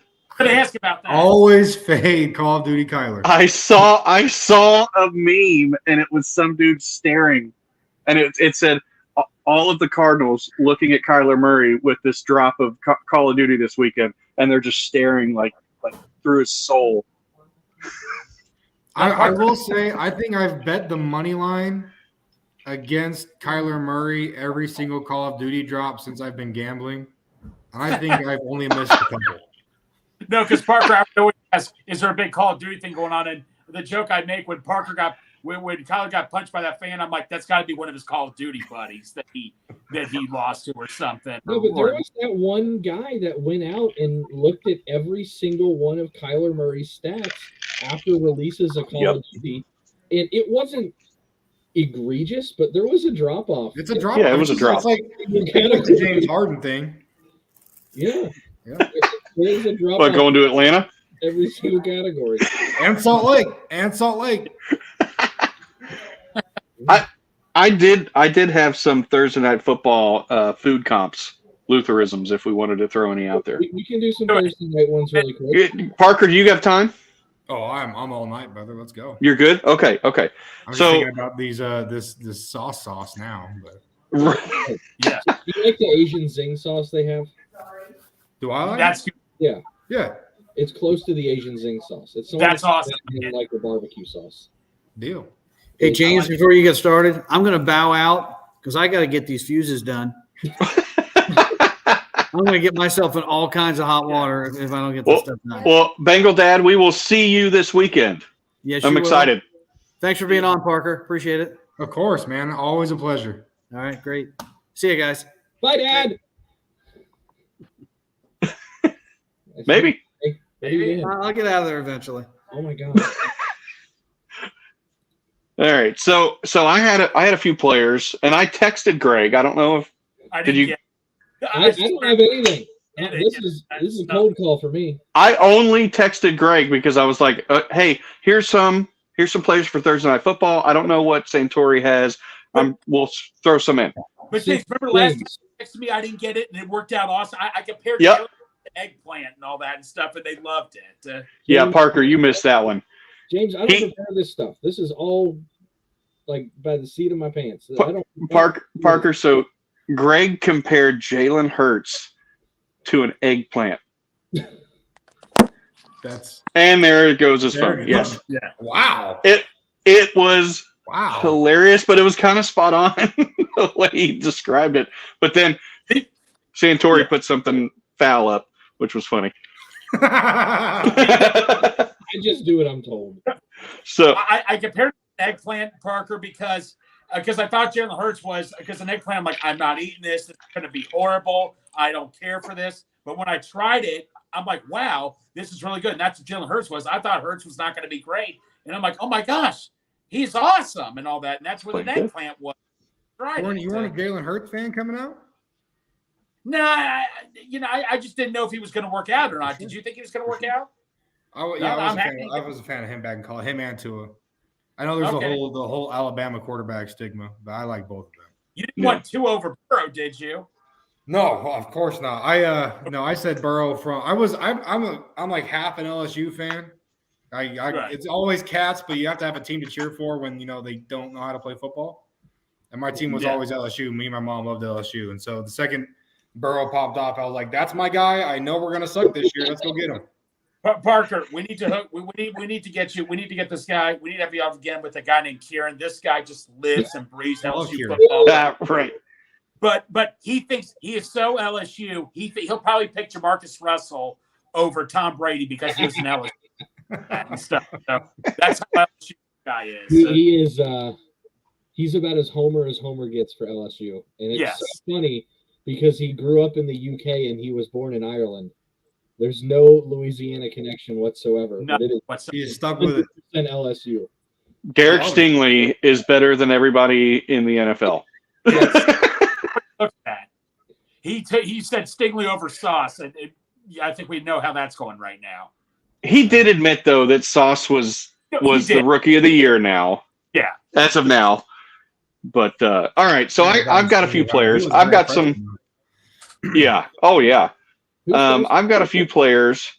I've got 2 current, and then I have 4 past. Let's do for this Thursday night football. So Titans, Packers.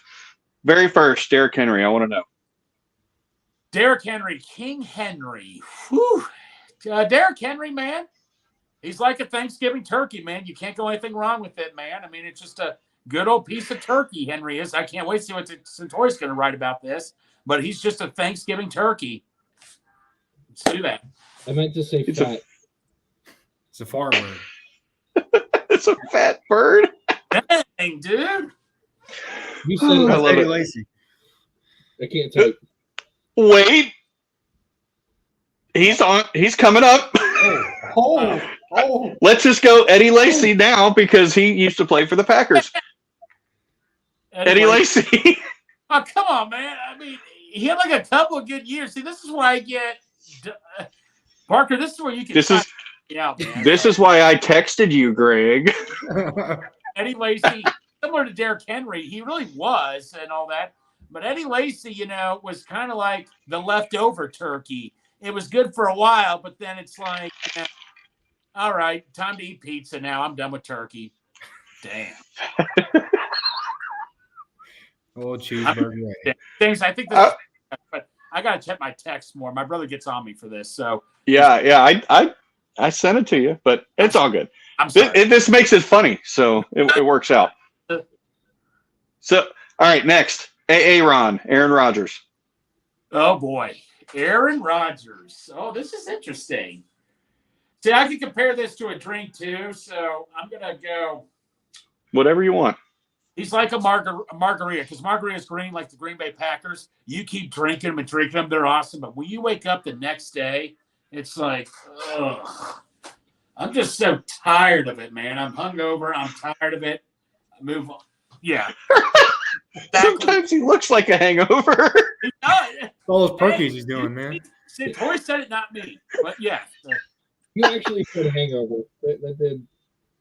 What? You didn't say. You said hangover. You said hungover. Yeah. You did say What hangover. do tigers dream of when they take a little tiger to snooze? Do they Yes. dream? Okay. Hey, Crick got a song. There it is. We don't have to do it later. Next, another Eddie George. Oh, I like Eddie George. I was a big Eddie George fan, just not when he played the Bengals. Eddie George, I mean, he was just a big guy, pound. You know what?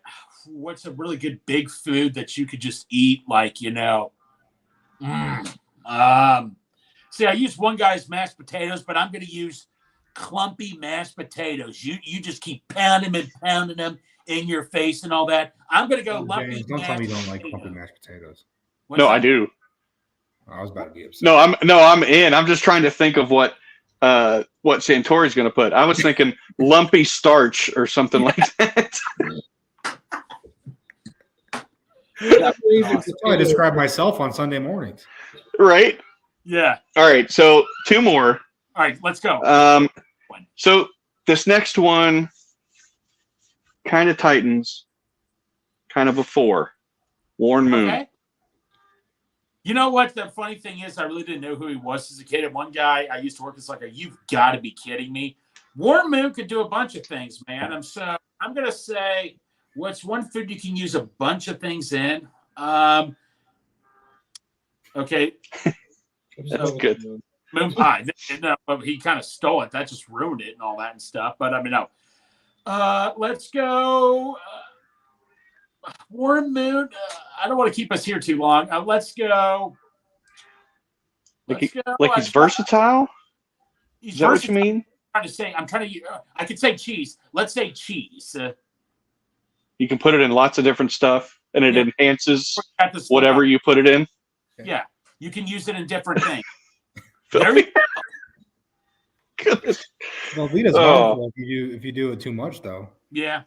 Beautiful. Don't talk shit about Dude, that. the combination of the Lutheranism and then the Santoriism. It's The combination is, This is a dream team right here. dude, it's so perfect.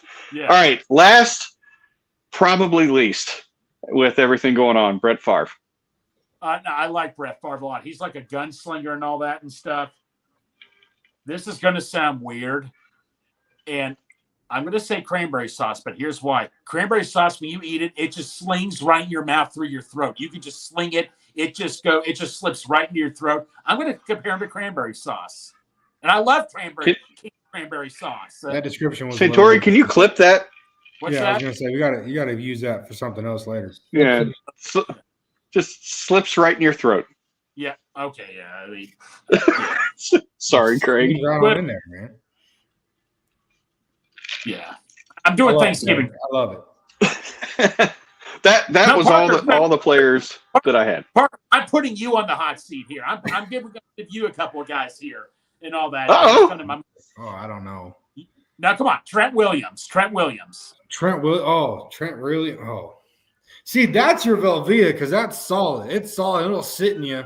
It'll just sit there. It's gonna anchor down, and it's gonna be there for a while. Yes. Yeah. Okay. Let's. I can keep going with this. Isaiah Prince. Oh, Isaiah Prince. Ooh. I'm gonna say Isaiah Prince is ramen. You can do a lot with ramen, but you can't count on it all the time. There you go. I got one. Big Willie. Willie Anderson. Oh, Poor college food. Is that what that said? Yeah. I'm gonna say Willie can be my steak. He's a staple. Willie is a staple. He's a nice steak. We'll never let you There down. you go. Even a bad steak's good. Big meat. Andrew Whitworth. While you're thinking, I'll bet Willie Anderson would be proud of that right there. Yeah, that'd He's be big awesome. meat. I bet he'd be proud of that. Big meat. What's Whitworth? So many good things. I'm gonna say Whitworth. Whitworth is my like bowl of cereal for breakfast. He was great. He was great while he was young. He was on the Bengals. But as you grow older, you realize cereal's not that great, and then it just kind of lets you down when it leaves. Cocoa Pebbles. I like that. At least you didn't say shredded wheat. Parker, we got to go with Parkerisms here, man, or Blakeisms or something, man. This is awesome, man. No, I'm gonna burn out. I can't get Special K. There you go. Okay, but Parker, I messaged you this too. I know you're not a Christmas movie guy, but buddy, if you know me well on Twitter, I had to go admit this was a Christmas movie, but by a legal standpoint that I posted, is Die Hard a Christmas movie? Of course, Die Hard is a Christmas movie. Of course. Of course. Why would it not be a Christmas movie? We had an argument in the office the other day, but why would it not be a Christmas movie? All right. So you say you're not a Christmas movie guy, but you say you can name 3 movies. I What are got your three. top- I got 3. He's got a top 3, yeah. Top 3. I'm cool with that. So I watch. So I'm a big. You don't do Christmas till after Thanksgiving, but I'm not waiting until midnight though. I come home from Thanksgiving dinner. Football's over, and I throw Elf on. That's how I start my Christmas season every year. I throw All right. Elf That on. works. Christmas. It's not. I mean, I wouldn't say it's a top tier movie, but it's got sentimental value at this point. Right, exactly. I can appreciate that movie. My favorite movie that I watch a few times every year is some people hate it, but I love the live action Grinch movie.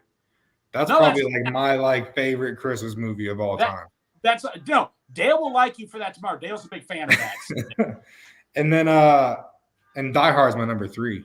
How can you not love a good action? Boom. See, I like Die Hard, but it's not a Christmas. How is it not a Christmas movie? I want the explanation of why it's not. Because I don't care if it's based on Christmas. Okay, Batman Returns it happens around Christmas, but nobody looks at it as a Christmas movie. That's because nobody looks at it. Yeah, but I just never looked at it. I look at it as a summer action flick. That's what I look at it as. That's just me.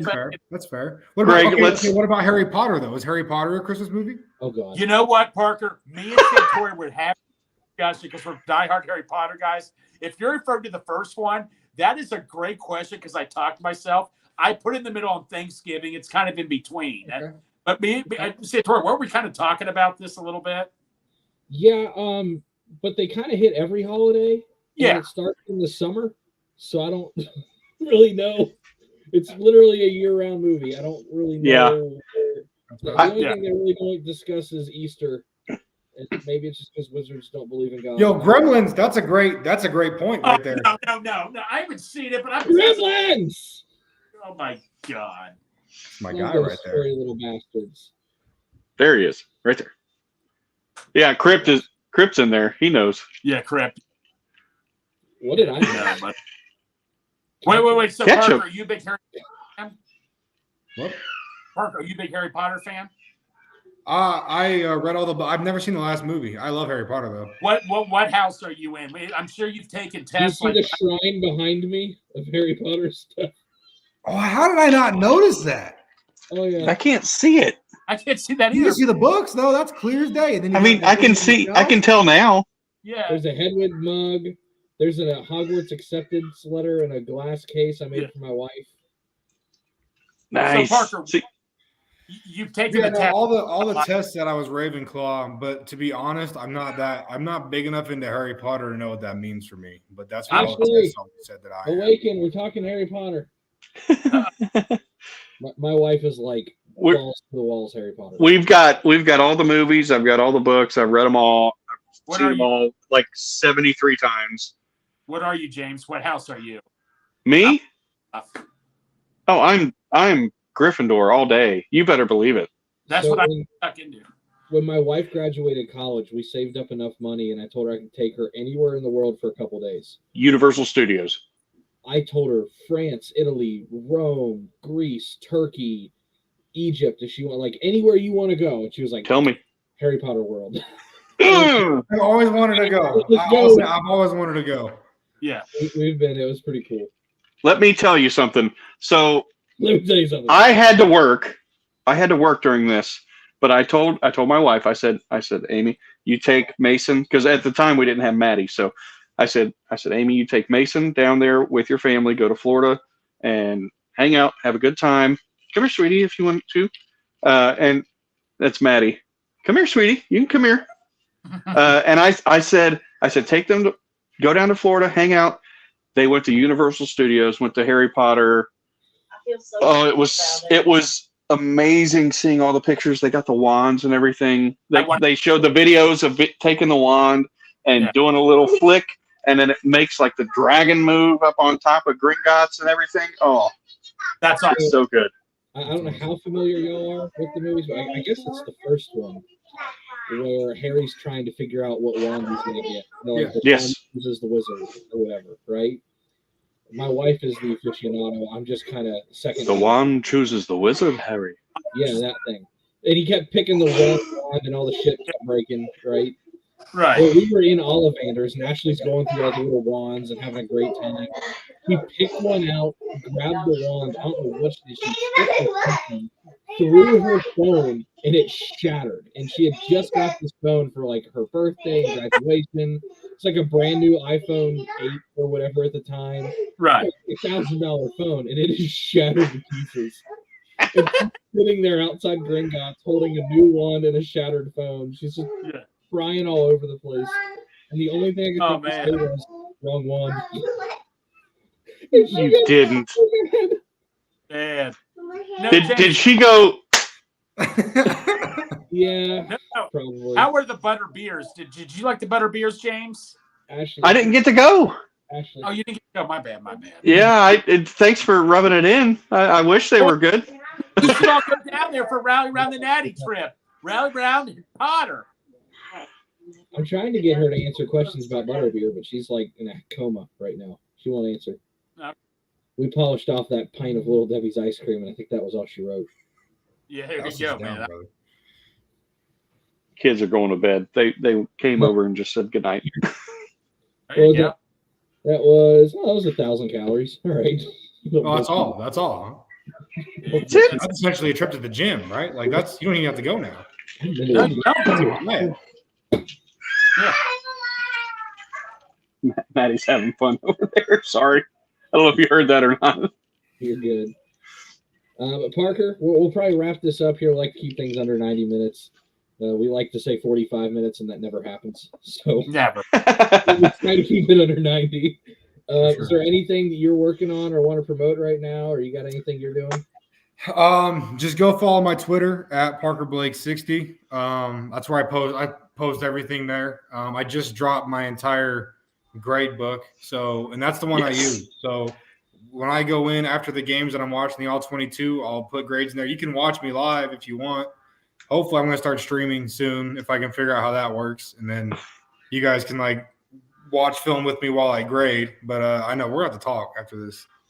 But so that's where I post all my clips, all my breakdowns, my grades, and now the link in my bio is to that master sheet. I just started writing for Cincy Jungle, so I put a couple articles up there every week. Yeah, nice. I had no idea what to put this week though. I'm going to be honest. I did not post anything this week, but I'll have 2 up next week and every week after, hopefully. So You need help, I'll give you a bunch of BS. It doesn't matter. Whatever. perfect. That's what I need. No. I was having such a hard time this week. I'm like, I dropped my whole spreadsheet, and I was like, how do I make this into an article? And I'm like, you know what? I'm just gonna kill it. I'll have plenty of post Sunday content. So Parker, start Parkerisms, man. Luther Parkerisms, whatever you want. Do comparisons, man. Do it, man. There it we is. have to collab, Greg. Me and you. We're gonna do. That's the bye week, yeah. Parker, man, for you, so unprepared for this, man. I thought about messaging you about this. No, I'm going to surprise them. You did a great job, man. Not even prepared for this, bro. Hell yeah. I love food, man. That's my niche. You too, man. We all do here, man. We all love food, man. There's no debate with that here. I didn't end up looking like this because I don't like food. So if you want me to compare things to food, then that's my alley, man. That's what I do too. No, that's great. We'll literally be at work, and my boss will be like, "Who wants what catered?" And I'm like, "I ain't get this way because I'm picky. Tell me what we're eating. I'm excited." Right? See, I'm offended if people go other places for food recommendations. Why would you not come to me? Obviously, I know where to go and where not to go. And if I tell you not to go somewhere, if I'm saying you shouldn't eat somewhere, that means something's wrong there. Exactly. I'm that way too. Oh yeah. I love it. You were like, I know where to go. I love the way you said it. It was perfect. I like that too, man. It's factual. That's awesome, man. That's why I'm hoping you guys can help me out in Cincy. I'm going to be in a brand new We're world. going to And I Midwest found the Barbecue. big boys, so let's do it. Parker, you're going to Midwest Barbecue. If I have to drag you there myself, you're going to try some Uno rings, brisket, mac and cheese. James liked it. Santori likes it. We're going. Done. 100% done. I want to meet as many people out there as I can because I never get out. I've never been to Cincinnati. So I got to capitalize while I'm there, man. Let's do it. Absolutely, Born bud. and raised here. I got you. That's right. Whole life. Absolutely, bro. Homegrown here. Oh yeah. I was You know, born you and might- raised, and then I moved. Yeah, you left. Quitter. I was born in Fairfield, yeah. Parker, you got to hit Skyline, right? That's a. you Oh, have to hit- obviously. I already know what I'm ordering at Skyline. What is it? It's written in my. Hold on. I'll tell you. Yeah, have you had it before? I like this. I've never I had it like before. this, man. That's awesome. Okay, come You on. got to If, get. look, I'm gonna give you a heads up because I'm, as Greg likes to say, I'm realistic. If you've Yes. never had it before, there's a 50-50 chance you're gonna hate it. I'm Yes. just giving No, you I'm a going to heads love up. it. I already know it. I don't care if it's the nastiest thing I've ever had in my life. I'm going to love it. Okay, good attitude. I'm committed. Well, I got to find this. The people that are really excited to eat it, and the people that are like foodies, typically love it. So, because it's the way, there's the ways, right? Yes. So Yeah, I was yeah. just told you got to go. I hope I wouldn't write this down wrong, and now I'm gonna. We'll help you. You're good. But Well, I know I got to get it 5 ways. Yeah, I get a probably. 3, but hey, switch Okay. us up. I know that 100%. And then I got told that there's different places to go to get certain things, and that's where it got confusing. No, it's okay. So what were you told? If you don't mind me asking. Well, so all I wrote down. I don't know. This is the problem. I don't know what this means anymore. But Okay. I wrote down Blue Ash 5 ways. Yeah, Blue Ash Fire. So Blue Ash Chili is another one of the. There's 8 different chains. There's a ton. Yeah. So we have chili chains out here. Some places just have McDonald's. They're literally Yeah. one on every corner. All over the place, yeah. So In New York has Starbucks. a 5 way is just the pasta, chili, bean, onion, and cheese. Okay. Doesn't matter what place you go to, a 5-way is a 5-way. It's a universal language. So you won't get it wrong wherever you go. Yeah. Well, awesome. I was trying to talk to my fiance, and I was like, their big thing out there is like chili, and she's like, chili, like it's like it is chili, and I'm like, no, like the food chili, but it ain't like chili out of a pot. No, it's like hot dogs. Texas style chili. Yeah, and that's the part, and I'm like, but the thing is, they put it on like spaghetti, and she's like, they do what? I'm like, it's like a spaghetti and meat sauce type thing, but it's chili. Yep. It's And good. so I don't know if I've broken through. And honestly, I don't know what that means either. All I know is I'm excited as hell to have it. So my wife is not from Cincinnati. She's from West Virginia. And the first time she had it, she went to Kings Island and she just got a bowl of chili because she thought she was just getting a bowl of chili. She didn't know what she ordered. It's basically just a big bowl of hot dog sauce. Right. And she tried it and she's like, this is disgusting. Why would I get this? And it's thinner. Yeah. Right. So then we started dating, and this was 10 years ago. And I was like, have you ever had? She's like, yeah, it's absolutely vile. And I was like, first off, don't insult my culture like that. Secondly, we're going to try this again because you probably did it wrong. First off, no, just kidding. I took her to Skyline. She got a 4-way with onion, and then she was like, okay, now this is good. This makes sense. And I was like, good. Now we eat it probably 2 or 3 times a week, make it at home. It's just part of who you are. You get some Skyline dip. Some people have a blood alcohol level. I have a Cincinnati chili blood level. So I went over to my mom's for the Super Bowl. Right. And I sent her like I found this Skyline dip recipe, right? Yeah. All right. I was like, I don't know how this works. I don't know what the hell this is, but this needs to be at the house when I get to the house. Yeah. And I'm like, if I don't trust myself to make it, it's got to come from mom, or it ain't gonna be the same. I'm gonna. It's so easy. This and this. It's not. There's gonna be Skyline dip when I get there, and I had it, and I think I need to try like legitimate Skyline dip. Let me tell you. Like thing or not. Let me tell you. You take cream cheese, layer it on the bottom. Yeah. You take basically you can go to like Walmart or Kroger or wherever, get a can of Skyline chili. Dump it on. Dump it on there. And just move the pan around to make sure that it's even. And then you take just a bunch of I do finely shredded cheddar cheese, and put it all on top, make a really good layer of that. Put it in the oven I do 350 for like 20 minutes, and it ends up really, really good. And that's it. And you use tortilla chips. See, like everyone there, like everyone that was like watching the game was like, this is vile. I don't know. And I was eating with a spoon by like the second half. Yeah. And I'm like, if y'all want to eat it, I'll eat this whole damn tray. Like, don't. Yeah. But he's like Ezekiel Elliott. Feed me. Yeah. Keep eating. Yeah. Now I got one other thing you got to try because it's at any of the chili parlors. Okay. It's got a different name everywhere you go though. So if you go to Skyline, it's the easiest. Hi. There's my daughter. Say hi. Hi. Maddie. Called it chili. She's going to bed. She wanted to say good night. Good night. Hi, Maddie. Hi. Can you give everybody a really good hooday? Hooday, baby. Yes, sir. There we go. So, Maddie, that's right, sweetie. Hey, Greg wants to know. This is Greg right here. You can't hear him because he's in the headphones. Are you guys gonna see Greg and Santori on Sunday? Oh, well, hold on, guys. Mason was up here. Oh, Mason wants to come on too. There's Mason. That's a great hoodie right there. So yeah, that's right. Hey, here, hang on to that. So it's time to say they want to know on Sunday. Are they gonna, Greg and Santori? Are they gonna see you guys on Sunday? Yeah, 100%. That's right. There you go. Parker, you don't understand the feast that I am making for Sunday. I'm kind of jealous, if I'm being honest. From what I have heard just this evening, I think I need to make a stop at your place. We're having a pool party like your house and your house. She said we're having a pool party at your house. Yeah, well, I was planning that, so she's planning it. Well, Maddie, the pool's closed, honey, but you can. Hey, Santori said it's too cold for the pool, so it's closed. Okay. Yeah. Yeah, it's super cold. if she really wants to. Yeah. But- No, she's okay. She understands, right? It's cool. Yeah, it's too cold. No, Tell me, so- hey, I Mace, don't have to go. beat you in t-ball, man. That's what I'm going to beat you with. Nah, bro. No, I know it. No, Mace. No, absolutely not, man. so let's see. Bye. We All right, sweetie. Guess I what? love you. Good I'm night. gonna be watching a bunch of YouTube videos how to get the 50s on Corball every single time. Oh, sure, Mason. Okay, Mason. Okay, buddy. Let your money. Let your.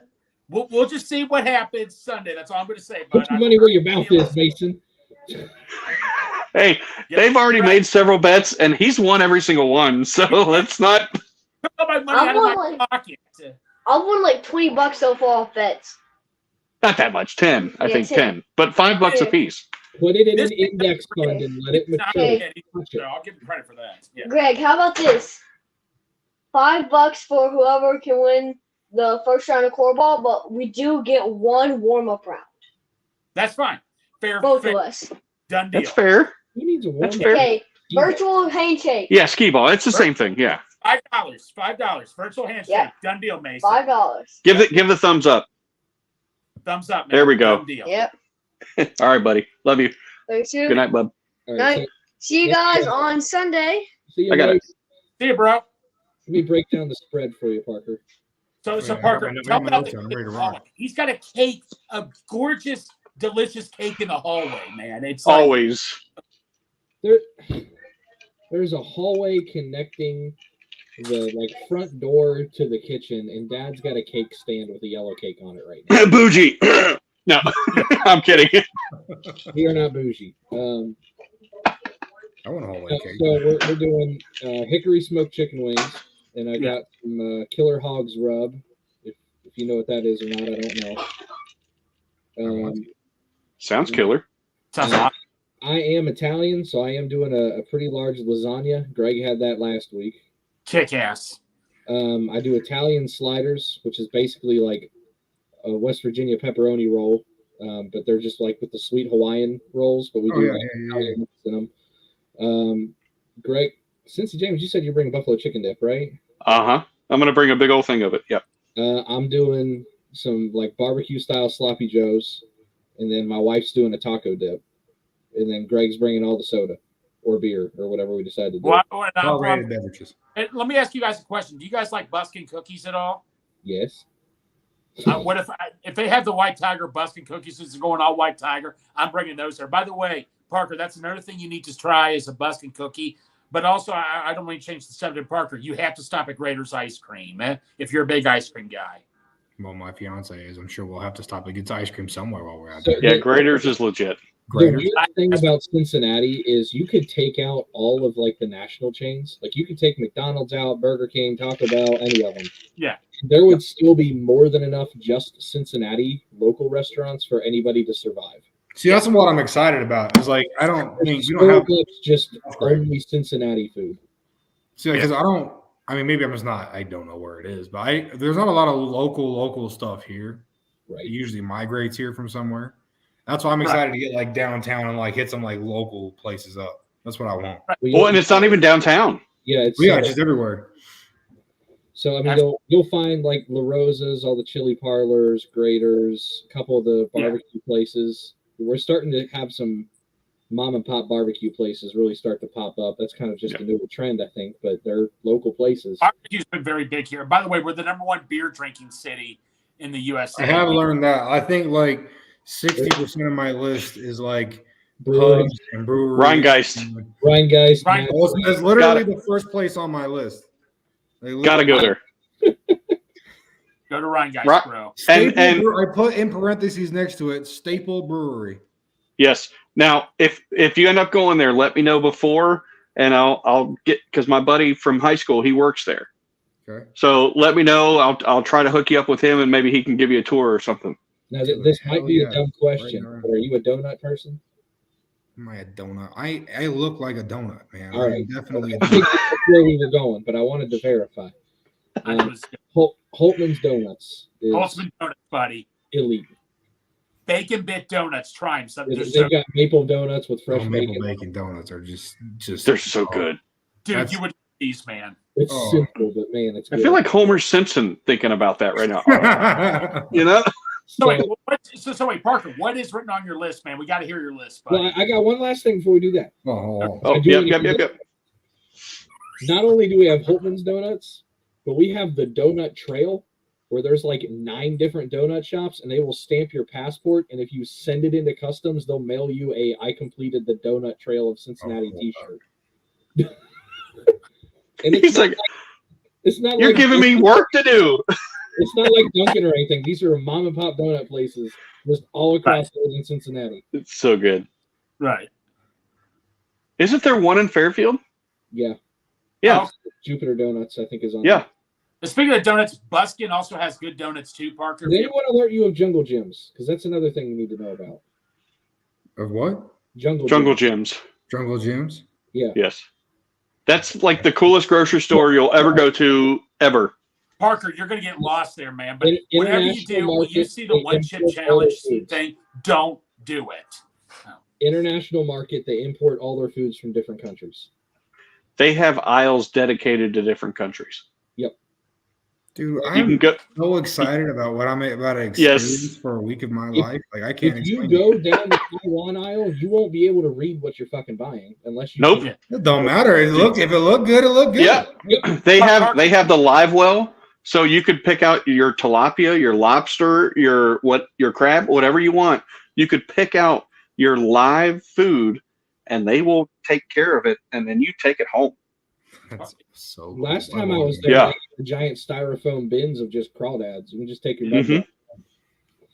I make a mean gumbo. I got to find a way to get crawdads home. No, I get crayfish. I get crayfish out here if I want to go fishing. no, Parker, are you a big taco guy? A taco guy? Yeah. Okay, if you don't like tacos, there's something wrong with you. A taco is like the He's ultimate kind of good with anything. If I was left with one food, it would be a burrito because you can put anything in a burrito, and I think the same Okay. principle applies to a street taco. Oh, that's pretty good. Chilito. The Chilito is a Skyline chili burrito, and it's got the noodles in it. Done. But no, by the way, man, look, Santori's going to disagree with me 100%. There's a place called Condado Taco. He hates it. But no, I do you, don't hate it. It's good. I just think it's overpriced.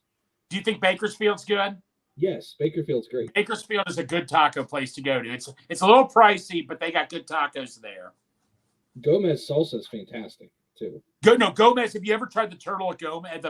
The turtle at Gomez, dude. I take it back, Parker. Go to Gomez. Ask for the turtle. Don't ask what it is. It's awesome. I don't want. It's a taco calzone, pretty much. Yeah. It's Yeah, also my literally, interest. it's not even a restaurant. Taco calzone. It's not even a Isn't restaurant. it? It's literally just a giant brick wall with a kitchen behind it, and everybody just walks up to the window like a soup kitchen and grabs their tacos and leave. But dude, it That's is my so kind of vibe right there. Let's just Right? get it out. Parker. It's in an Parker, alley you don't next look like to. I don't think Parker wants to dress up in a suit and try to go to a restaurant. He just wants to get the food.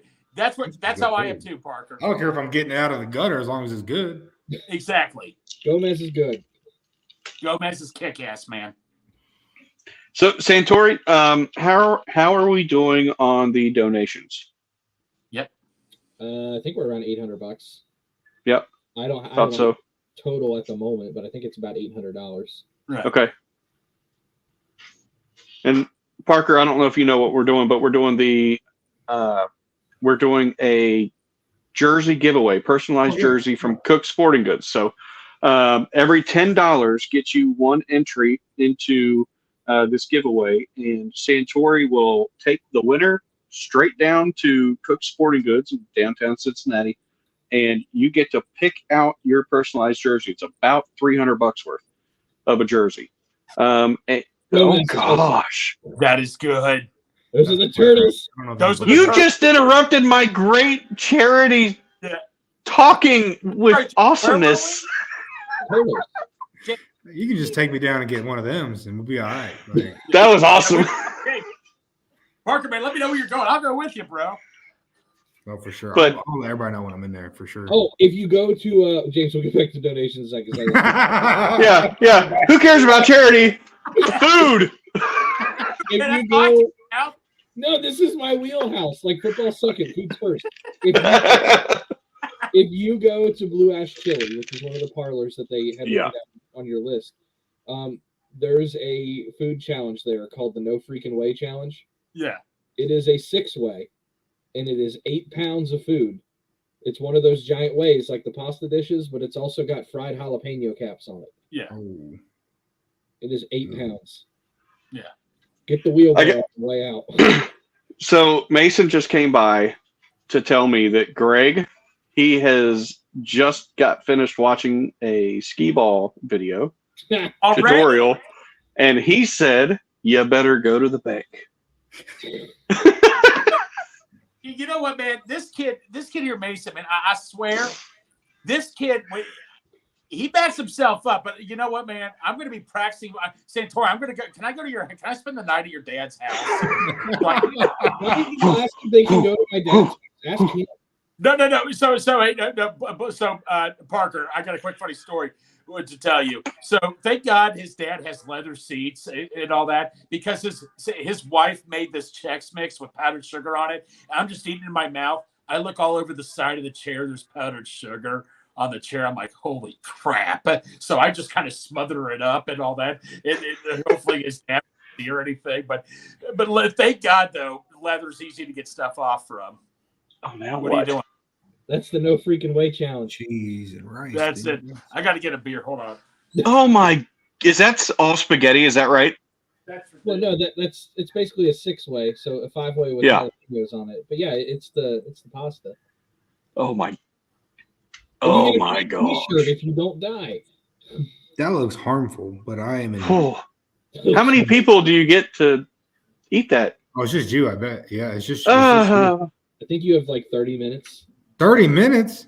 Yeah, They need to get Man versus Food there. They got diners, drive-ins, and dives there. I don't know if Yeah, I like the new Man versus Food guy, but we're He's an different. Hour 45, Is so that I the don't know. redhead I guy with the mustache? Yeah, I like the Adam Richmond. Yeah, I like him before. Yeah. But the new guy's okay. he's all He's right. not. Yeah.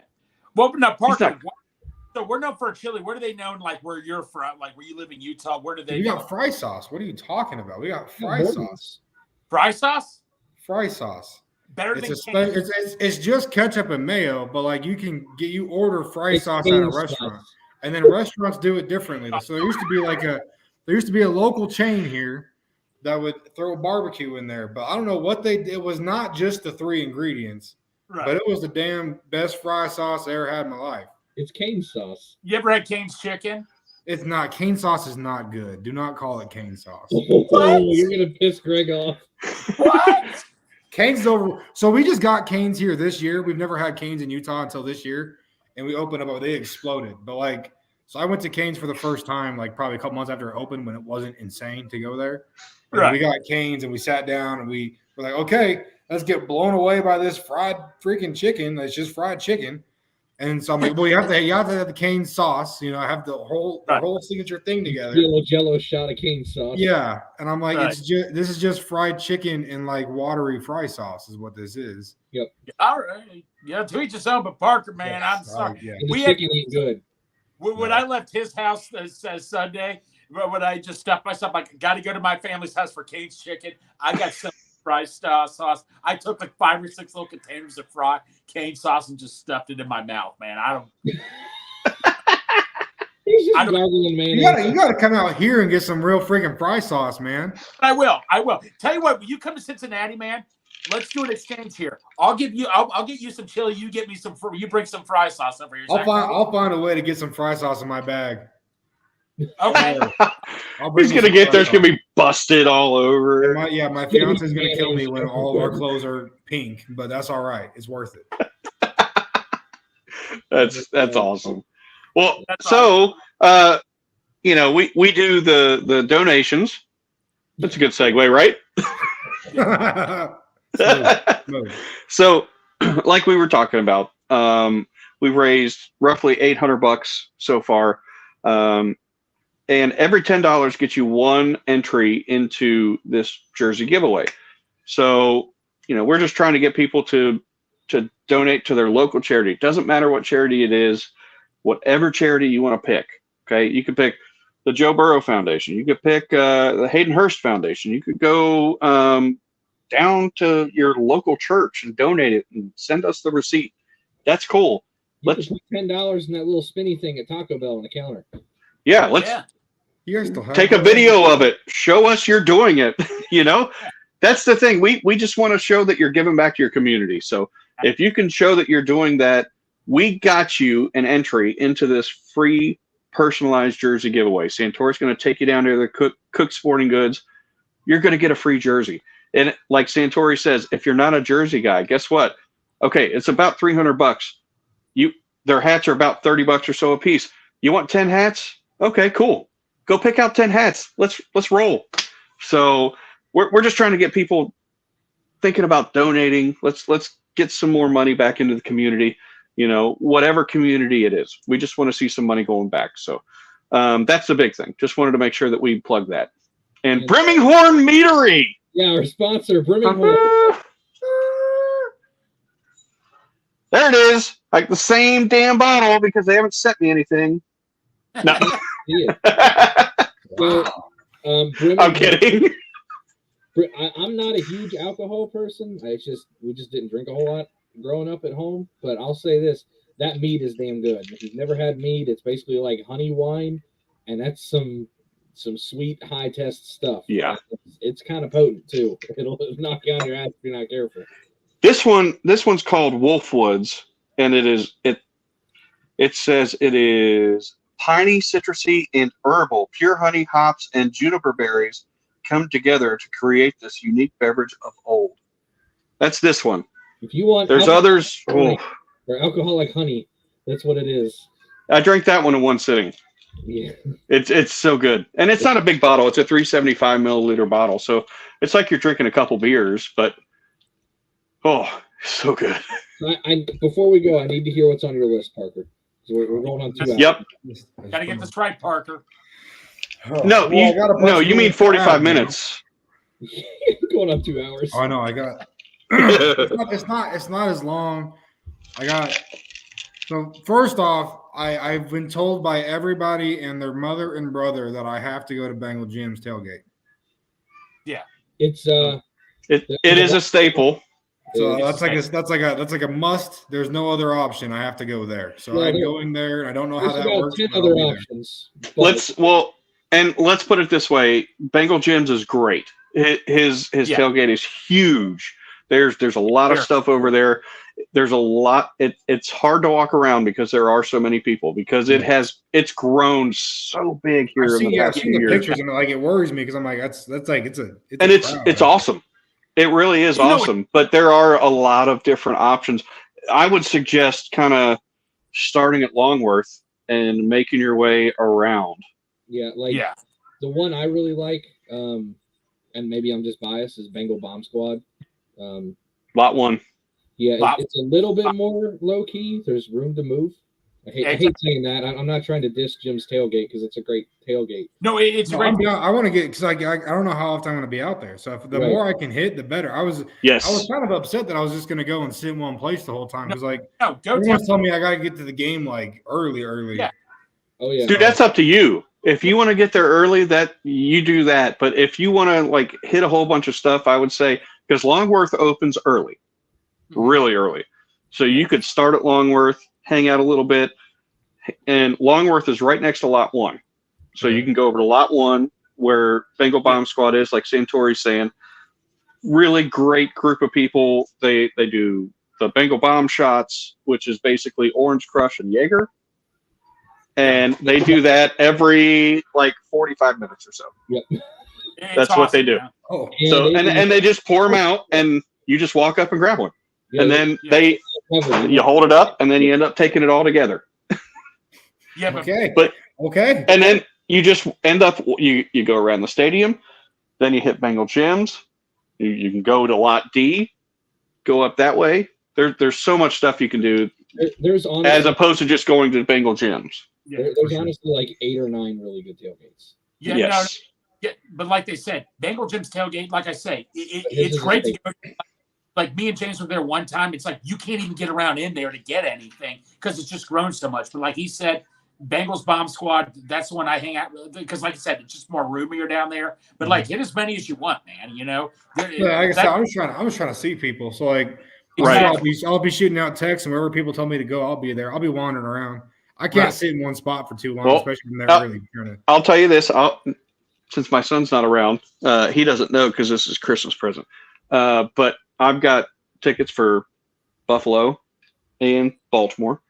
And we got the lot 1 parking passes. So we'll be in lot 1. You can come over, hang out with us, and then shoot on over to do whatever you want. For sure. Yeah. We'll be there. Yeah, we've got tickets for Buffalo, so we'll be over in lot 1. Hell I yeah. don't- Let's party it up, fellas. yet, but I got to be nice to my brother who has season tickets. I got to be on. I have 2 other siblings, but I don't like to play favorites. But No, you don't. It's you. you know, For Buffalo, it's you. yeah, Gotta get the for gang Buffalo, together. So hopefully he invites me. But I hopefully I can try to get down there. You're the sibling, Greg. You can do this. Yeah. But no, Anyway. Parker, man, we are definitely going to meet at Midwest Barbecue, man. That's not an opinion. That's We will kidnap you. That's fine. If you kidnap me for barbecue, I'm in. I mean, Anyway, it's I'm not really gonna- kidnapping then. I only got 4 minutes left. I got to get busting through this thing. Anyway, so top food list. This is my food list so far, and I think only half of this is food, but we'll get there. It's mostly- I got Moreland Lager House. I think is how you say that. Yep. Mhm. I don't know how to say it. Hofbrauhaus. Yes. House. Yes. Newport. Beer yes, garden. The Holy Grail. yes. Island Fridays. Spelled FRY. I was going to say, I don't know that one. I know that one, man. That one's Jamaican food. It's Jamaican, yeah. Yeah. I got Eli's Barbecue, Taste of Belgium, Yep. O'Malley's in the Alley, Yep. Rheingeist, Yes. Yep. Pata Roja Taqueria, Redlands Grill, Drunken Bento. I got Drunken Blue Bento. Ash, Skyline, Sundry and Vice, the Finley Market, Donut Trail, and Gomez. That's what I got right Yep. now. Now, Finley, if you go to Rheingeist, Finley Market's right there. Yeah. Perfect. Right. Finley Market is fantastic. I mean, Yes. it's just a giant. It's like a farmer's market on steroids. So be prepared to be carrying around food with you. Yeah. But add Jungle Gyms to your list. You might not. Any I got Any- yeah. I got it on there. Okay. any meat you want, Finley Market's got it. Oh yeah. They got big meat. Oh yeah. The biggest. Hey, Yeah, but- put that up there, Santori. Finley Market has the biggest meat. You're right. But no, Parker. When you guys go to Graders, the number I think these guys can agree. Isn't the number one flavor probably black raspberry chocolate chip? That's mine, but That's fine. I'm up, but any flavor. You're not going to go wrong with any flavor, Parker. But that's the one that a lot of people like is black raspberry chocolate chip. Oh, last one to add. UDF. yes. Yeah, that's good. That's a gas station, by the way. Yeah, that's our Yeah, local That's gas station. fine. Great It's a local milkshakes. gas station, but they have really good milkshakes. Yes. Their milkshakes. Milkshakes, Brother. okay. That's it. We'll help you out. We'll keep in touch. Dude, I'm telling you, Make sure. I need like a tour guide. I need someone to take a week off and hoist me around there, man. I got you. See, shit. We can both. There it is. We'll both. These two guys. Now, if it's snowing, I'm in trouble because I have to plow snow and all that. But usually it does not snow till later on. But dude, I have like 6 weeks vacation. Hey. So I'm.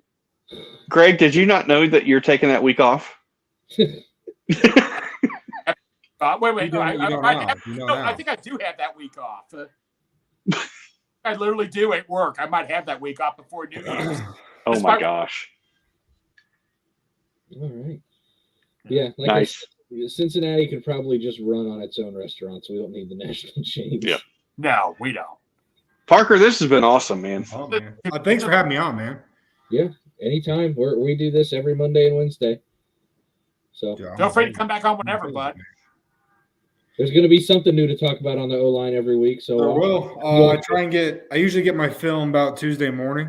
Then I kind of bang that out Monday Yeah. morning, Tuesday morning. when the all 22 drops. Yeah. Right. Whenever NFL decides to get it out. But Right. yeah. All So right. keep Well, your we'll eyes end it here. I appreciate everybody watching. Go donate, have fun, eat barbecue, and that's it. I don't have a great sign off tonight. Crypt always wants us to sing. I have no songs. I don't. There was Yeah, already a song. Yeah. Did you know Skyline has 2 different theme songs, Parker? I didn't know they had one theme song. They remixed. I say remix. They basically just covered Twilight Time and My Girl. Yep. Hell yeah, they did. Hell yes. Yeah. All right. Well, thank you everybody for watching. Go donate. Do good for your community. Go get ice cream and barbecue.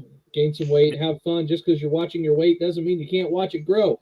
Good night, everyone. Hooray!